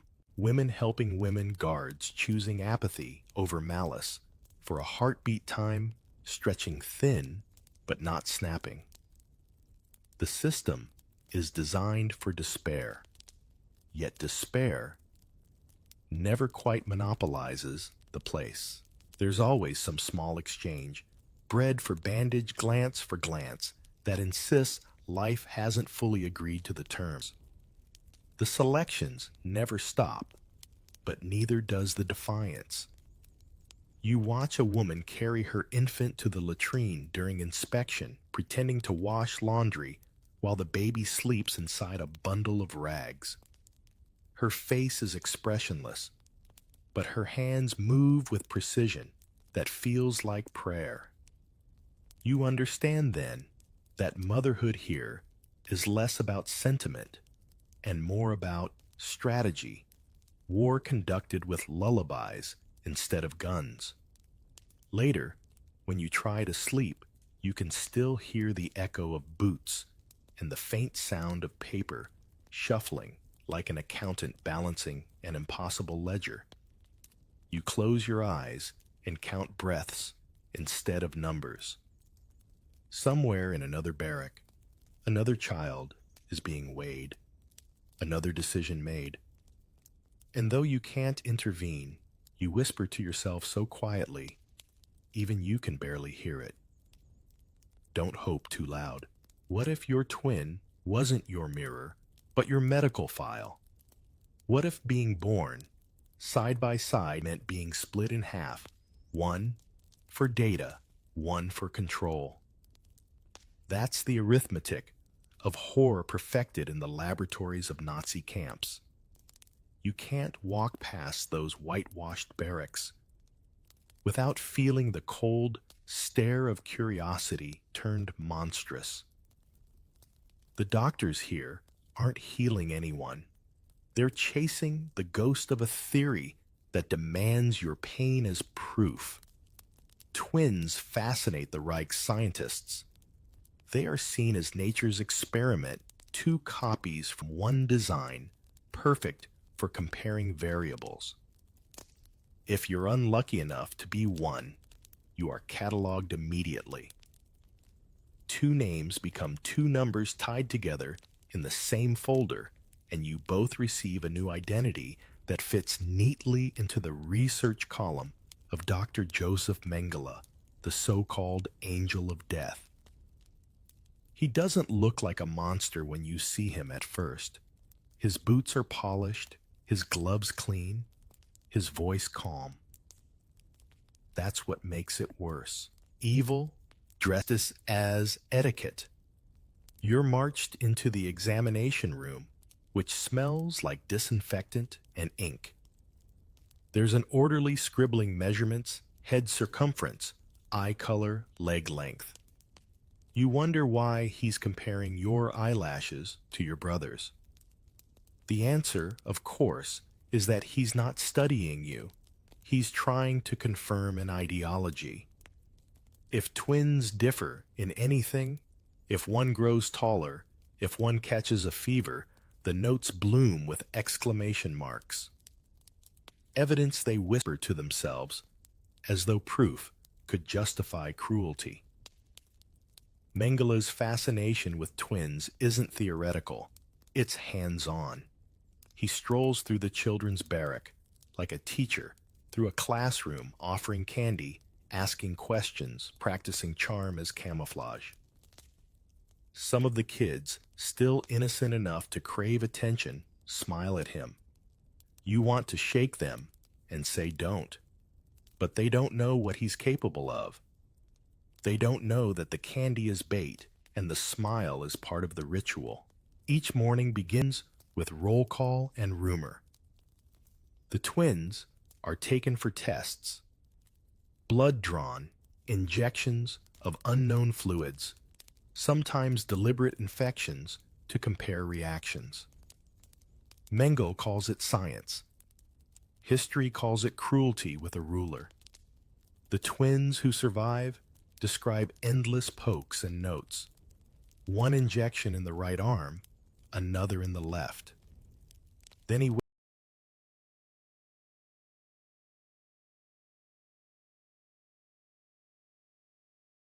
waits to see which one of you fails first. When one twin dies, the other is killed immediately, so organs can be examined side by side. For accuracy, he would say. Accuracy, that word, sounds so clean, until you see what it's being used to describe. There are around 1,500 sets of twins documented in Auschwitz alone. Only about 200 would survive. Imagine a classroom where every desk once held a child, and only a corner of the room remains by year's end. You sit there doing mental math because it's easier than feeling. You notice details the way people in danger always do. Mengele's boots always click twice before the door opens. His assistant whistles out of tune when nervous. The nurse who helps him used to hum lullabies before she learned to stop. Even horror develops habits. Some of the twins grow older, old enough to understand what's happening, but too powerless to stop it. They start trading information, building tiny systems of survival. If he asks about your brother's cough, say it's better, one whispers.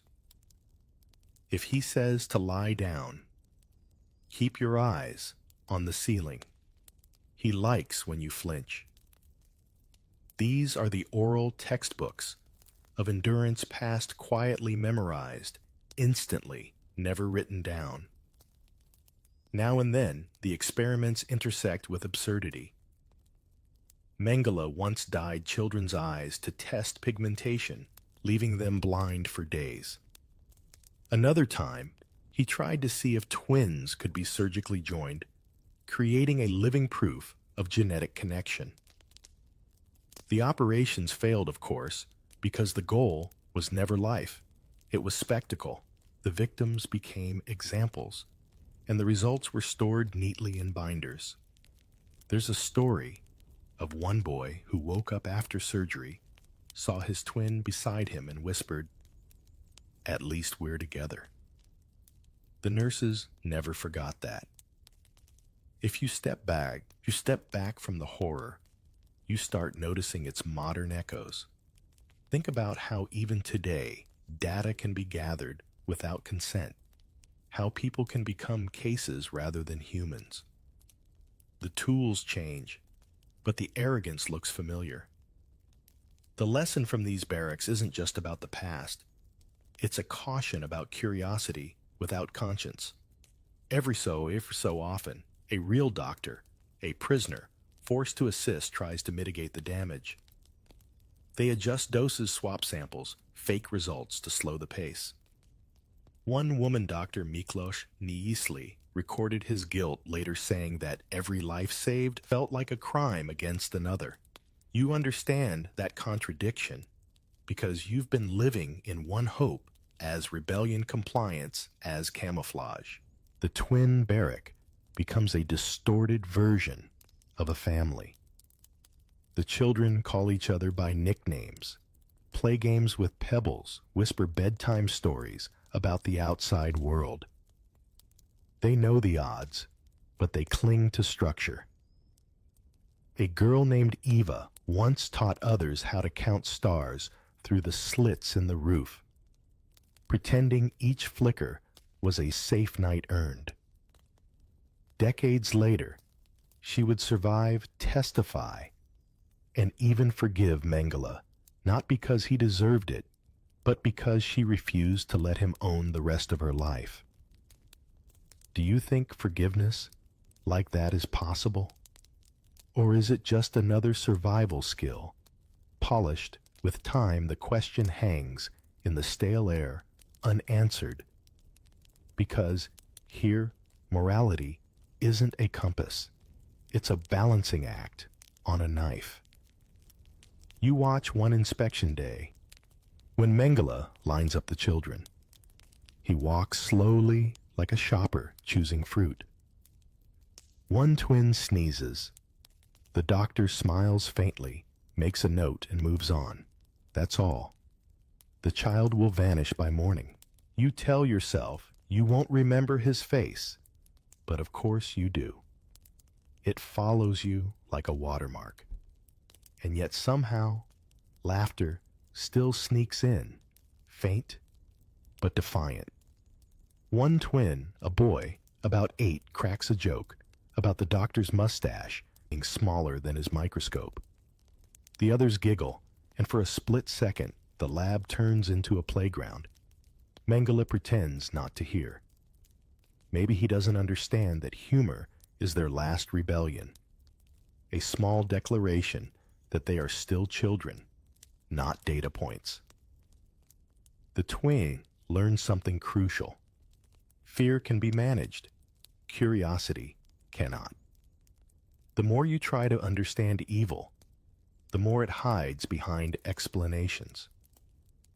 So you stop analyzing.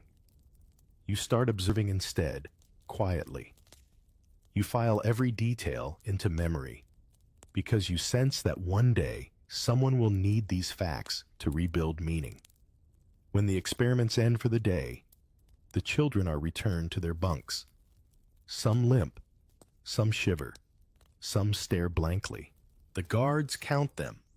Miscount, recount.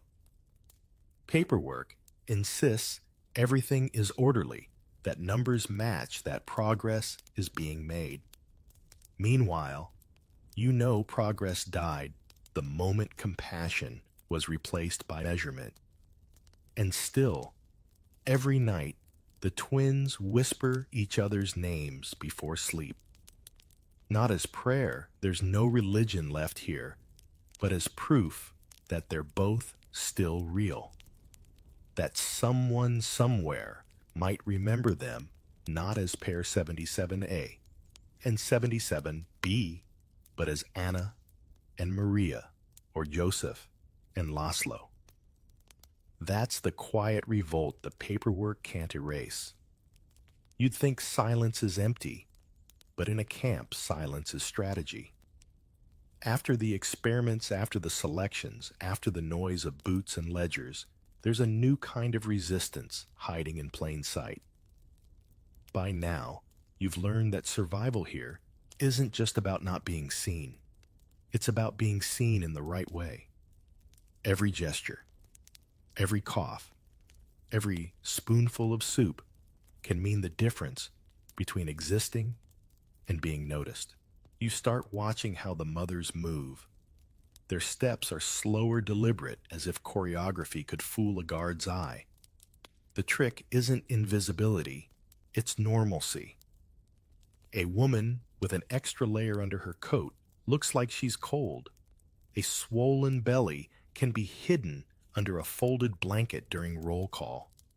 The key is rhythm move too fast and you attract attention. Too slow and you look suspicious. It's like a dance where the music keeps changing tempo and the wrong beat can cost you your life. In some blocks, sympathetic prisoners help smuggle newborns into labor details where inspections are less strict. The women call it going for laundry, though no one believes that anymore. A tin bucket, a few rags of baby tucked beneath them. It's improvisation as motherhood. And you watching from a distance realize that this isn't just survival. It's choreography learned under duress. The smallest routines, washing, folding, scrubbing, become camouflage. There's one story everyone whispers about a woman named Anka, a Czech prisoner who gave birth while working in the munitions factory. She hid her pregnancy under oversized clothes and carried her child past the guards in a toolbox. When liberation came months later, she was still alive, baby in arms. Her story would sound like a fairy tale if you didn't know how much luck and cunning it required. But here, luck is just preparation, meeting a distracted guard. The danger isn't only from soldiers. There are informants, two prisoners, desperate for favors, trading secrets for soup or safety. You learn to scan faces the way others scan skies for weather. Some look away out of kindness.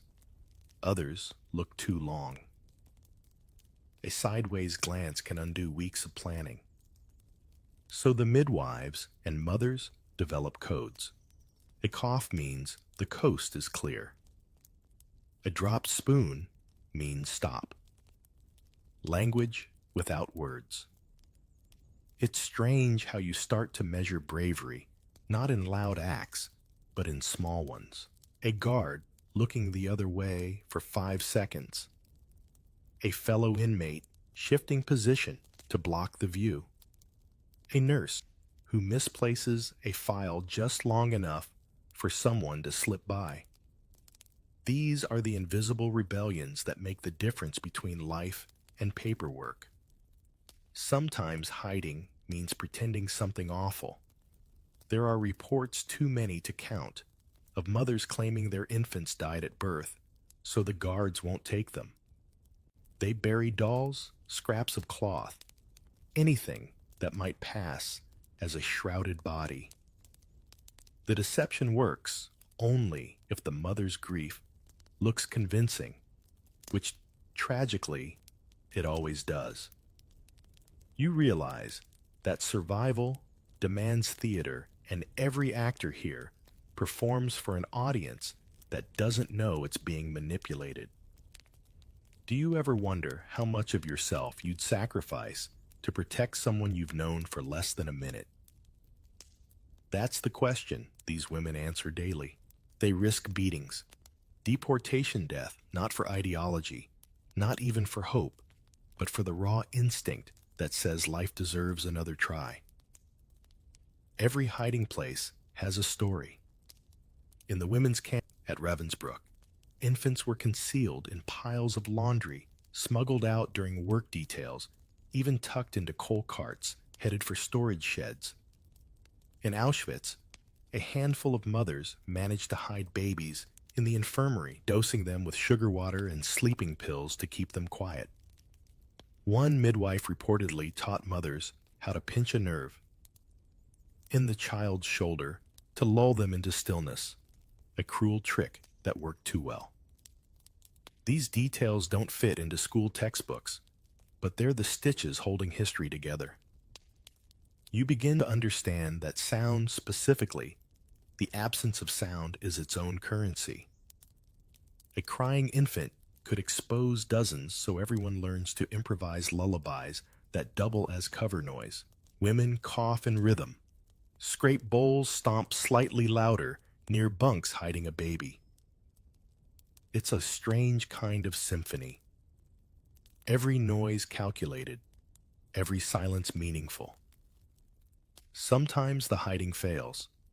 The cry comes at the wrong time, or a search happens unexpectedly, or someone slips. When discovery arrives, it's swift, mechanical, impersonal.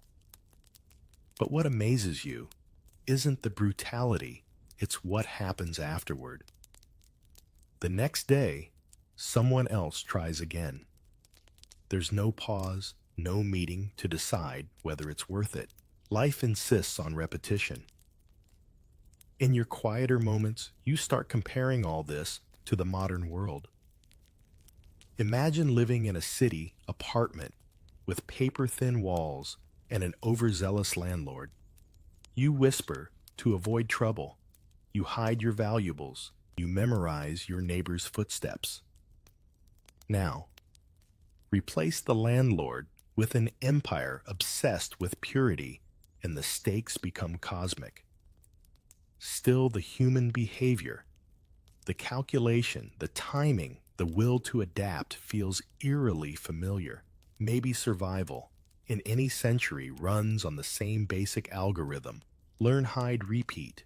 There's humor, too dark and necessary.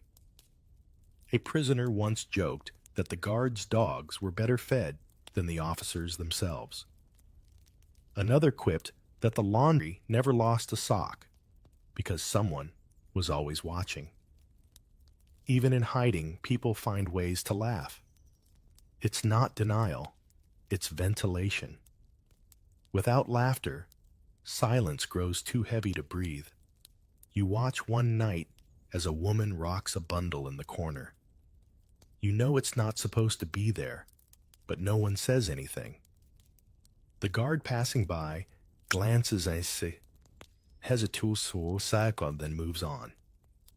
You can't tell if he saw and chose to ignore it, or simply didn't care.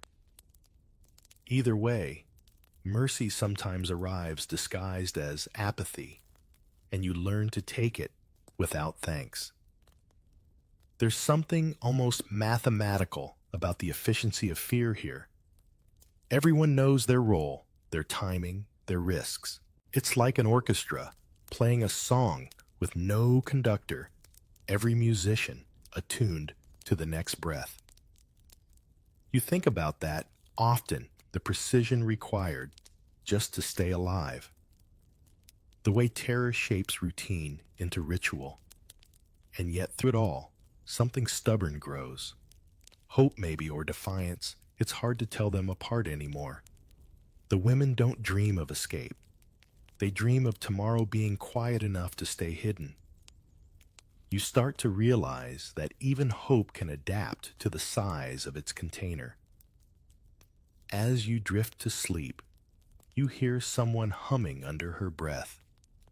It's not a song you recognize, but it carries a steady rhythm, like a heartbeat wrapped in fabric.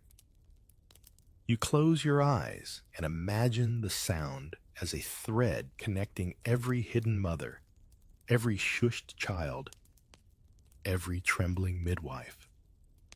The guards hear only silence, but you, if you listen carefully, can hear life rehearsing for its comeback. You wake to a new kind of silence, the bureaucratic kind, the kind that sounds like papers shuffling behind closed doors, like typewriters deciding who gets to exist. For the babies that survive long enough to be noticed, there's another fate, waiting germinization. It's a word that sounds almost polite, like something you'd read in a school reform pamphlet, but here it means erasing entire identities and filing them under useful. The idea isn't born in the camps. It grows from offices far away under flags and slogans about purity and destiny.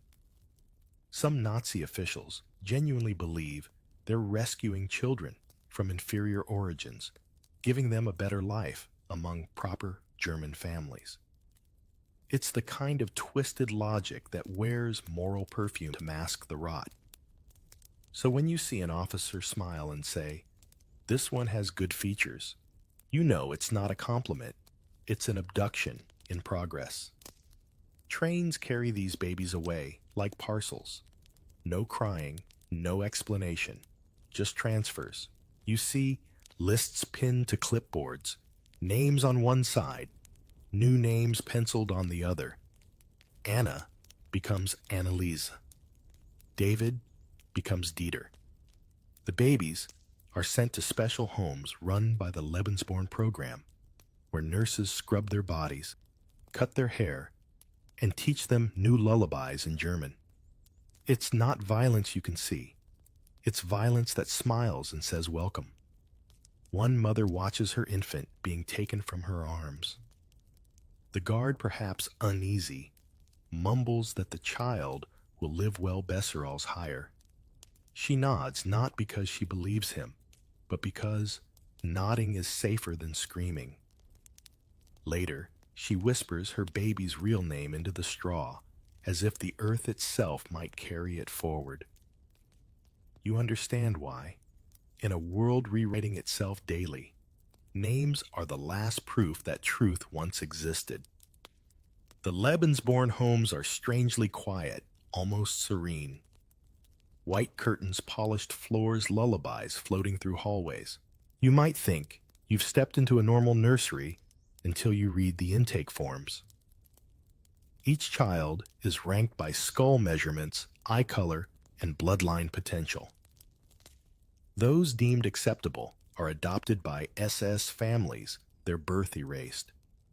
Those who fail the checklist vanish back into the system, some to orphanages, others to darker destinations. Even childhood here is an audition. You hear stories of these stolen babies years later, when the war ends and the world starts counting its ghosts. A woman in Norway recognizes her son's birthmark in a German newspaper photo. A man in Poland spends decades searching for his twin daughters, adopted separately into Munich and Hamburg. Some find each other again, grown adults, who speak different languages, holding the same baby photo, like a riddle they've been solving for a lifetime.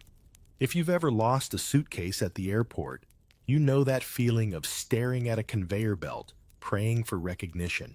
Now imagine that suitcase is your identity. That's what it's like for these children. Decades later, looking into a mirror, and seeing a stranger who happens to share your reflection. There's a cruel irony to it all. The regime that built camps to exterminate impurity also built nurseries to preserve it in disguise. The same machine that killed millions for being born wrong quietly saved a select few for being right enough. You can't decide which part is more horrifying, the murder or the mercy. Maybe they're the same thing when morality has been replaced by paperwork. Every now and then you come across a document stamped with that chilling efficiency, transferred for racial evaluation, reassigned for German upbringing. The language is so bureaucratic, it almost sounds harmless, like someone filing tax forms. But you've lived long enough in this story to know that evil rarely shouts. It whispers through forms in triplicate. Some of these children grow up in good homes, never knowing their real origins. They celebrate birthdays, attend school, call strangers mama and papa. They live the lives their real parents dreamed of, only under false skies. Then one day, decades later, they open a letter or hear a name and their world fractures. You were born in a camp. How do you process that sentence? What do you do when your childhood, your accent, your very reflection turns out to be evidence of someone else's grief? One survivor once said, "I was raised to be grateful, and then I found out what I was supposed to be grateful for." That line sticks to you like smoke. Gratitude becomes a ghost emotion, something you feel and resent at the same time. There's also the question no one wants to ask: were the mothers ever told the truth? Most weren't. They were promised the children would be taken somewhere safe. Some clung to that lie because it was the only version of hope left.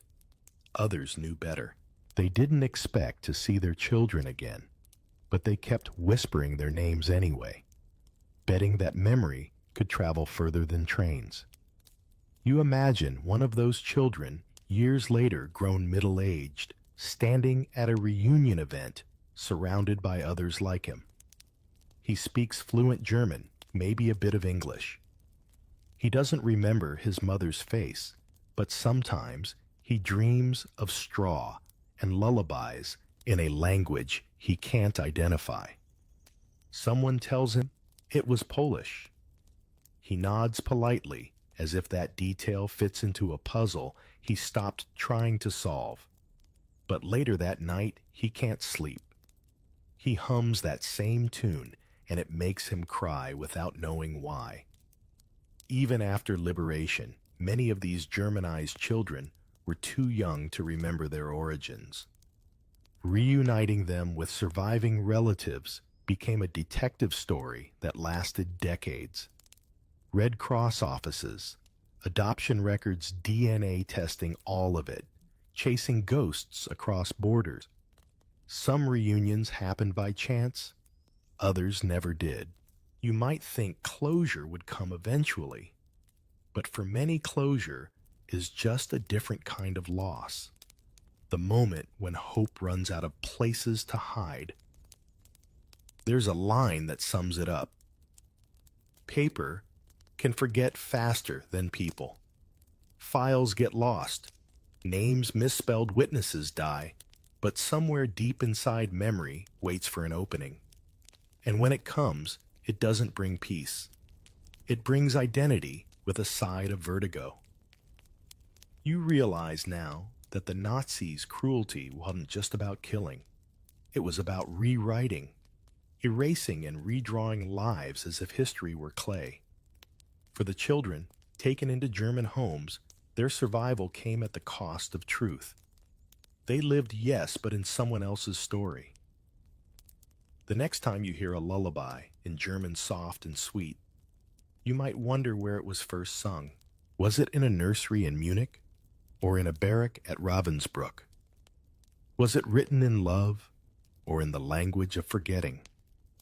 Either way, It belongs to both worlds now. The world that stole and the world that still remembers. The gates swing open, and for the first time in years, no one shouts. No whistles, no dogs, no orders. Just wind. It doesn't sound like freedom. Yet. It sounds like confusion. You stand at the edge of liberation, where hope arrives, limping unsure what to do with itself. The war is ending. The camps are being emptied, and everyone is asking the same question in 100 languages: what now? You expect cheers, but what you get instead is silence. Liberation isn't a parade. It's a slow unraveling. The soldiers who arrive. Soviets in the East, Americans, and British in the West bring bread, cigarettes, medicine, but not answers. No one has a manual for how to restart life after being reduced to a number. For the mothers still clutching their newborns, it's even harder. The war might be over, but the babies are still hungry, sick, and unregistered. You walk through the barracks and see scenes that look like parables of exhaustion.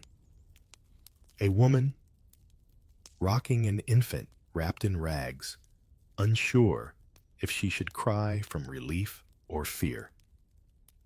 A child old enough to stand, but too weak to walk. A soldier holding a baby as if it were dynamite, terrified of breaking something fragile and holy at once. These are the first hours of peace, and they don't look peaceful at all. Liberation brings chaos. Supplies arrive, but organization lags. Medical units do their best, but they're overwhelmed. Many mothers are too malnourished to produce milk, and powdered formula is a luxury no one's thought to bring. So soldiers share their rations, condensed milk, canned soup, stirred into whatever water isn't contaminated. Babies cry at the taste, but drink anyway. The human body, like history, adapts faster than morality does. Some of the infants are found alone. Their mothers died days or hours before help arrived. Nurses and fellow prisoners take turns tending to them, refusing to let their first experience of freedom be abandonment. One woman ties a ribbon around each child's wrist, a makeshift identification tag. She says, so they don't disappear again. You watch her handwriting shake, and you realize that even hope requires good penmanship. The liberators, stunned by what they find, begin documenting everything. Photographers capture rows of cots, skeletal survivors, nurses improvising care. These pictures will one day end up in history books labeled recovery. But you know better. They're not recovery. They're triage on a moral wound that will never fully close. There's a scene you'll never forget. A nurse trying to sterilize bottles over a campfire, while soldiers watch awkwardly, unsure whether to salute or pray. The smoke curls upward, carrying the scent of metal and milk. In another corner, a woman who's just been told her husband didn't survive clutches her baby tighter, muttering something between a lullaby and a curse. Liberation doesn't make grief smaller. It just removes the guards who used to supervise it. You can't help comparing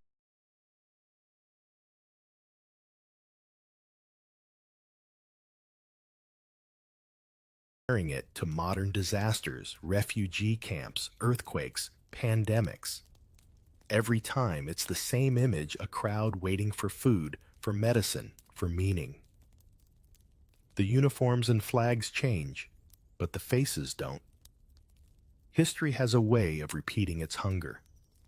Some of the soldiers don't know what to do with the camp-born infants. They've been trained for combat, not for cradle duty. There's one account of an American medic in Dachau holding a baby for the first time, so terrified of dropping it that another soldier jokes, "You've handled grenades tougher than that." He doesn't laugh. He just says, "Grenades don't cry." Meanwhile, disease spreads. Typhus, dysentery, tuberculosis, all the invisible leftovers of cruelty. The survivors are quarantined in nearby villages or hospitals. Babies born in the camps are especially vulnerable. Some die just days after being freed. The paperwork calls it natural causes, but better nothing about this is natural. Still, even in that chaos, small miracles happen. A Red Army nurse named Irina adopts a newborn whose mother didn't survive. She writes the child's name Yelena in her own alphabet and swears she'll raise her to speak both Russian and silence. Decades later, that girl will tell her grandchildren that her first lullaby was sung by a soldier who smelled like gun oil and snow. You notice how quickly life tries to normalize itself. Within weeks, makeshift nurseries appear in former officers' quarters. Blankets are stitched, bottles, sterilized lullabies, sung in a half-dozen languages. The mothers, those who survived, band together, forming something between a support group and a tribe. They share milk stories and silence. You see them sitting in the grass one afternoon, babies in arms, staring at the sun like it's an old friend they're trying to recognize. Liberation also means reckoning. The doctors and nurses who worked in the camps are interrogated. Some vanish before trial, others face justice. Mengele slips away to South America, his name whispered like a curse for decades. Survivors testify at Nuremberg, their stories piecing together a mosaic of horror and endurance. For once, the world listens awkwardly, haltingly, but it listens. What strikes you most is how the mothers describe their children. Not as victims, but as proof. They wanted us erased, one says, but my son breathes, so I win. It's not triumph. It's arithmetic again. Survival tallied in heartbeats instead of names. You might think the baby's too young to remember, but memory has strange ways of inheriting itself. Many of those born in camps grow up sensing something different about themselves. They have nightmares without context, fears without origin. One man later describes it perfectly. "I was born where silence was safer than crying." That never really leaves you. Even as relief workers distribute supplies, rumors swirl about missing records, about infants sent away before liberation, about children with no traceable family. The Red Cross begins a desperate search to document them all. But the data is fragmentary. Some files are burned, others hidden. For every name recorded, another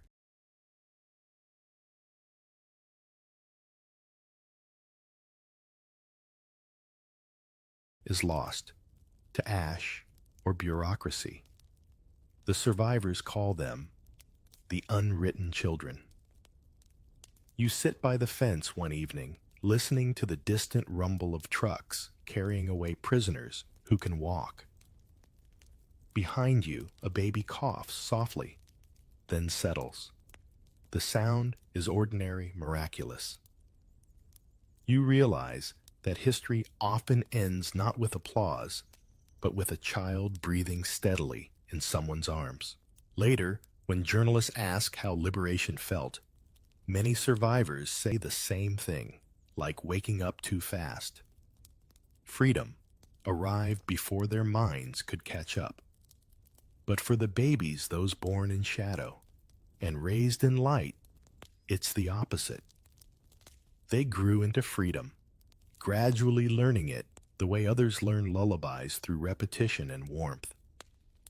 If you ever wonder what hope sounds like, it's this: the rustle of blankets being washed for the first time in peace, the scrape of spoons against metal bowls, the coo of a baby discovering the world has color again. It's not dramatic, not cinematic, but it's real. And it's amazing. In a place built to end life real is the most radical thing there is.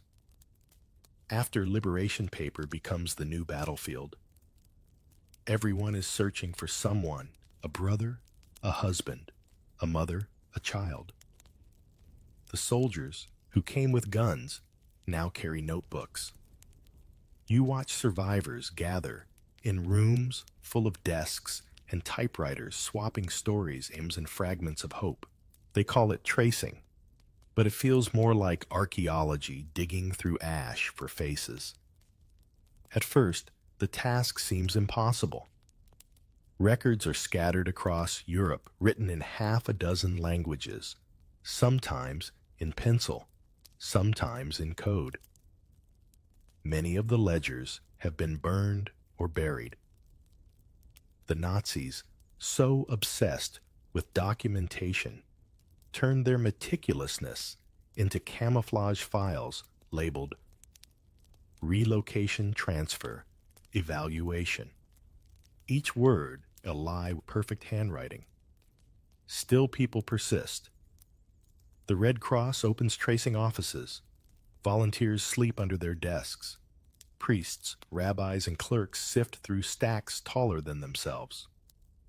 In one corner, a mother unfolds a photograph, so creased it looks like lace, showing it to everyone who passes. Have you seen her? She was born in Ravensbrück, 1944. Most shake their heads. A few pause, squint, say maybe. The word maybe becomes a form of oxygen. The survivors don't wait for officials. They form networks on their own bulletin boards, in train stations, handwritten notices on cafe walls, coded ads in newspapers looking for my little star, seeking my shadow from Krakow. Entire cities become message boards of longing. You see strangers stopping to read the notes, murmuring prayers for people they'll never meet. The war may be over, but Europe is still a continent of unfinished sentences. For the children born in camps, the search is even harder. Many have no papers, no witnesses, sometimes not even their true names. Some are in orphanages run by relief organizations, others adopted by local families who thought they were helping. You hear stories of mothers crossing borders on foot, carrying scraps of information. A nurse's name, a serial number, a lullaby, a lullaby. Can you imagine that being a lead in an investigation? Yet sometimes it works. A mother hears a child humming through a window, recognizes the melody, and collapses. The world calls it coincidence. She calls it divine timing. In the summer of 1946, displaced persons camps fill with reunions and heartbreaks. There are registration centers with endless lines. Children stand on tables while adults scan their faces, hoping for recognition. You'd think it would be joyous, but it's quieter than that. When a match is made, no one cheers. They just fall into each other's arms like gravity finally remembering its job. Some never find what they're looking for. The files are incomplete, or the trails end in crematoria records, or the person you're seeking was renamed and rehomed across the border. The cruelty of war lingers in bureaucracy, birth certificates, forged dates, altered witnesses gone. You learn quickly that the truth isn't always recoverable. Sometimes it's simply approximated. There's one story You'll remember a Polish mother named Jadwiga searching for her son. He was taken to Germany as an infant adopted by an SS officer's widow. After the war, the child, now 5, refuses to speak Polish and hides behind his new mother's skirt. The Red Cross intervenes, courts debate. In the end, the boy stays in Germany too young to understand heritage, too attached to his new identity to be uprooted. Jadwiga goes home with an empty suitcase. At least he lives, she says, which is both true and unbearable. Sometimes, though, history offers mercy. A woman in France finds her niece by recognizing a mole in an old photo. A Russian nurse discovers the baby she once delivered, now grown and living in Prague. Each success feels miraculous, but it also highlights the scale of the loss. For every reunion, there are hundreds still waiting names floating like confetti after a parade no one wanted. Modern readers often assume the paperwork ended with the war, but you know better. For decades, the archives continued to expand. New records uncovered testimonies, filed DNA kits, mailed across continents. As late as the 2000s, families were still being reunited, one generation meeting another across 70 years of silence. A child, once hidden in a barrack, now holding a smartphone, tracing roots through digital archives. Technology replacing candlelight. But the questions remain the same. Who am I? Where did I come from? Who whispered my name first? You realize something else. The paperwork isn't just about finding people. It's about proving that they existed. Bureaucracy, once used to erase, is now repurposed to remember. Every line typed becomes an act of defiance against forgetting. Somewhere in a Red Cross basement, a clerk squints at a faded form and restores a name to legibility. It's not glamorous work, but it's sacred. Even today, descendants of camp-born children gather to compare documents, photos, DNA results. They call it the second generation of searches. They talk about how history shaped their parents' silence, how trauma became inheritance. One woman jokes that she has more family in databases than in real life, and everyone laughs, though no one finds it funny. The irony isn't lost on you. The same system that once classified people to destroy them now classifies them to connect them. It's both poetic and tragic. You think of those midwives marking notches on the bunk beams, the earliest records of resistance. In a way, every spreadsheet, every scanned form is an echo of those marks. Primitive, fragile, but determined to say we were here. Do you ever consider how memory survives paperwork? A name on a list doesn't capture a laugh, a smell, a heartbeat. And yet sometimes that's all we have. The archives of the International Tracing Service in Bad Arolsen still hold millions of files, envelopes filled with fragments, a lock of hair, a photo, a note that says simply, "Born here." The staff call them paper souls. You like that term. It sounds almost comforting, like bureaucracy redeemed. In a cafe, outside one of those tracing offices, an old man tells a young reporter, "I found my sister on a form." The reporter, touched, asks if they were reunited. The man shakes his head. "No. He says she died before I got there. But now I know she existed." That's enough. You don't know whether to call that peace or resignation, so you call it memory and let it be. When you leave the archive, you feel the weight of silence again, but it's a different silence this time.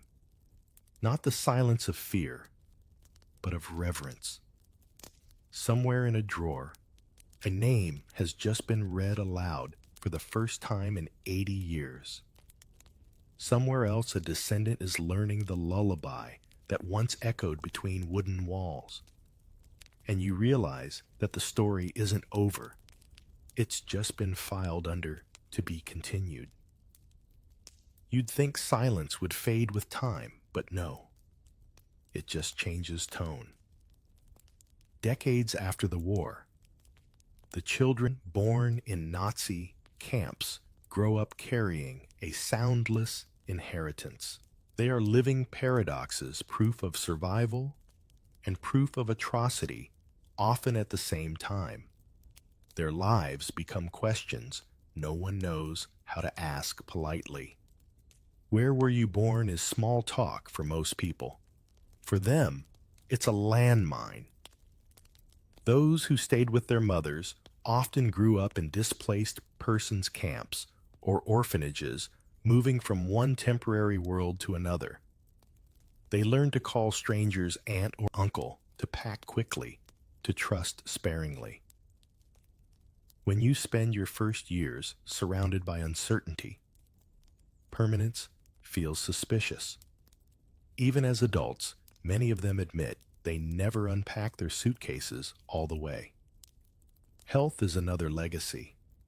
Years of malnutrition and stress before birth left many with chronic illnesses, fragile immune systems, heart defects, infertility. Doctors call it fetal trauma. You call it history written in bone. There's no pill for that kind of inheritance. One woman born in Ravensbrück in early 1945 once said, "I don't remember the camp, but my body does." Her hands tremble when she hears German lullabies, though she doesn't know why. The psychological scars run deeper. For mothers who survived, guilt becomes the second skin they can't remove. They feel haunted by the children they lost and by the ones they managed to keep alive. It's survivor's guilt with a maternal accent. You hear one mother confess, "I loved him, but I also hated that he reminded me I survived." How do you answer that? Some feelings don't have tidy explanations, they just echo. The camp-born children face their own confusion. They grow up in post-war societies, eager to move on, surrounded by adults who flinch at questions. Many are told half-truths or nothing at all. They sense secrets in every pause. The silence is protective, but it's also suffocating. A few become historians themselves, trying to map the gaps their parents left behind. One says, "I was born in a place where questions were dangerous. Asking became my rebellion." There's irony in that, isn't there? The same generation raised to forget becomes the one obsessed with remembering. They dig through archives, testify at schools, write memoirs titled "Born Behind Barbed Wire" or "Child of Ravensbrück." They describe growing up feeling borrowed, unsure if they were living their own lives or continuing someone else's. One man put it perfectly. "We inherited not the trauma, but the silence." You notice something about this silence. It isn't empty. It's full of things unsaid. The smell of disinfectant, the rustle of uniforms, the lullabies that switched languages mid-song. When they finally speak, it's as if the air itself exhales. The words don't flow easily. They scrape their way out. But once out, they refuse to go back in. The post-war world doesn't make it easier. In Eastern Europe, communist regimes suppress bourgeois tragedies. In the West, people want victory stories, not reminders. So these children grow up invisible twice, first by Nazi design, then by collective discomfort. No one wants to hear bedtime stories that start with barbed wire. Still, some manage to turn that invisibility into resilience. They become teachers, psychologists, writers, professions built around turning pain into meaning. A few dedicate their lives to locating other camp-born survivors, creating associations and archives. They hold reunions, sometimes just 3 or 4 people in a room, comparing fragments of memory like puzzle pieces. It's not about solving the picture anymore. It's about knowing the puzzle exists. There's humor too, the dry, absurd kind that trauma often breeds. One survivor jokes, "At least I was born rent-free." Another says she tells people she was born in a gated community. They laugh the kind of laughter that sounds like oxygen returning after decades underwater. It's their way of controlling the story instead of letting it control them. The inherited silence doesn't end with them. Their children, the second generation, often describe growing up in homes where emotion was rationed. Parents didn't yell, but they didn't hug much either. They learned early that sadness was private and happiness temporary. One daughter of a camp-born woman said, "My mother loved me fiercely, but she never said it." She thought words were what got people noticed. Even science catches up to this idea. Modern researchers study epigenetic trauma, how extreme stress can alter gene expression, passing fear down like a family heirloom. It sounds poetic until you realize it's literal. The body keeps receipts even when the mind tries to shred them. You read these studies and think of those midwives, those mothers, those infants breathing through nightmares before they had names. It's as if history left fingerprints on DNA. And yet, despite it all, many of these children, now elders, speak of gratitude. Not the easy Instagram kind, but the slow, hard-won kind that sounds like forgiveness, whispered to the past. They thank the strangers who hid them, the nurses who risked everything, even the chance coincidences that let them exist. My life is borrowed. One says so, I pay the interest by remembering. You think about that when you see them today. Gray-haired, steady-voiced, standing in front of school children who can't imagine a world without phone chargers.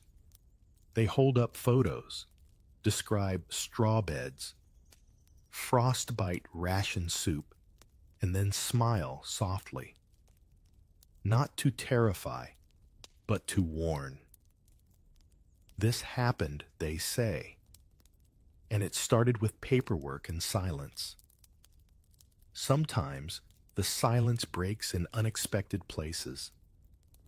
At a museum in Berlin, a recording plays of a lullaby sung by a survivor. Visitors listen, some cry, some just stand there. You do too, because beneath the melody, you can still hear the creak of wooden boards, the echo of mothers trying to hush their babies without erasing them. It's strange, but as the decades stretch on, the world finally grows quiet enough to listen. The silence that once hid them now becomes their amplifier. Every testimony, every letter, every photograph reclaims another inch of stolen identity. You realize that remembrance isn't just about the dead. It's a conversation with the living, an act of defiance disguised as storytelling. And so even the quiet becomes eloquent. The children who were never supposed to exist learn to narrate history's darkest lullaby, and by doing so, they teach the rest of us how to listen. You think the story's over when the guns stop, but history doesn't end. It hums. Long after the camps dissolve into museums and memorial stones, the past keeps whispering through bedtime stories, photographs, and the way someone hesitates before turning off the light. The fate of the children born in Nazi camps isn't just a chapter. It's a heartbeat that refuses to fade, pulsing through generations that didn't ask for it, but carry it anyway. You can almost hear them at night if you listen closely. Not ghosts, exactly. More like memory rehearsing itself, a soft shuffle of straw, a lullaby half remembered. These children, now old, tell their stories in calm voices that hide the magnitude of what they survived. They've learned that grief doesn't need volume to be profound. Some speak at schools, others write memoirs. Some simply keep photos on their walls, small shrines of defiance made of paper and ink. When they gather for Remembrance Days, you see the quiet unity among them. They compare fragments like siblings, different languages, same scar. One woman points to her wrist and says, "They never tattooed me. I was too young, so I wrote my number down just in case." Another nods. "We all write it down," she says. "We just choose different places." That's the thing about survival. It's not a single act. It's a lifestyle. The world, of course, tries to move on. Tourists snap photos at camp memorials. Teenagers whisper. Teachers explain. And somewhere between the plaques and the gift shop, the enormity of it all shrinks to something palatable. You don't blame them. The human mind protects itself. But if you stand still long enough, you'll feel it hum again. Not sorrow, not guilt, but insistence. As if history itself is saying, "Don't tidy me up. I'm not finished." That insistence shows up in unlikely places.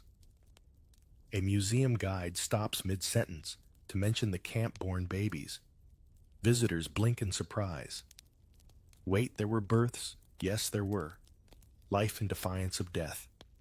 Mothers who hid contractions under blankets, midwives who sterilized spoons with spit and prayer. For every statistic you memorized in school, there's a heartbeat you didn't hear. That's what remembrance really means, listening past the numbers. Some of these children, those who were stolen and Germanized, eventually reclaim their original names. They go through decades of paperwork, DNA tests, and emotional archaeology to find themselves. It's not always cinematic. Sometimes the discovery feels hollow. "I found my birth name," one man says, "but I lost my childhood twice." Still, he smiles when he says it, because knowing, even painful knowing, is a kind of freedom. There's a pattern among survivors. They plant trees.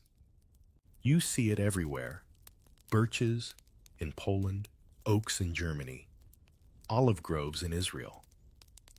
Living memorials because stone feels too cold, too final. Trees grow, drop leaves, sprout again, refusing neat endings. You realize that remembrance, at its best, behaves like nature. Seasonal, patient, stubbornly alive. You might wonder what happens when the last survivor is gone. Who carries the story then? Maybe you. Maybe everyone who listens. Because memory isn't inheritance, it's adoption. Once you know you're responsible, that's the quiet contract of history. Imagine sitting by your window, decades from now, telling someone younger about the babies born in camps. You won't need statistics or dates. You'll just describe the smell of straw, the courage of midwives, the sound of breathing where silence was supposed to win. That's enough. History doesn't need grand speeches. It just needs retelling in gentle voices that refuse to let horror become trivia. There's comfort in knowing that even in the worst century of human cruelty, the instinct to nurture survived. Every story you've heard tonight, the hidden births, the stolen names, the reunions, the quiet laughter, adds up to one truth. The Nazis built a machine to erase humanity, and humanity refused. That refusal wasn't loud. It was whispered, swaddled, sung in lullabies. Sometimes you picture those midwives, the ones who risked everything, standing in some timeless hallway beyond history. Around them are the mothers, the babies, the doctors who secretly sabotaged the system, the guards who looked away at the right moment. They're all there, maybe watching us, making sure we keep the story breathing. Before you sleep, you think about how every generation writes its own lullabies. Ours sound different, digital, distant, but they still carry the same wish. May tomorrow be kinder. You close your eyes and hear that hum again, the one that started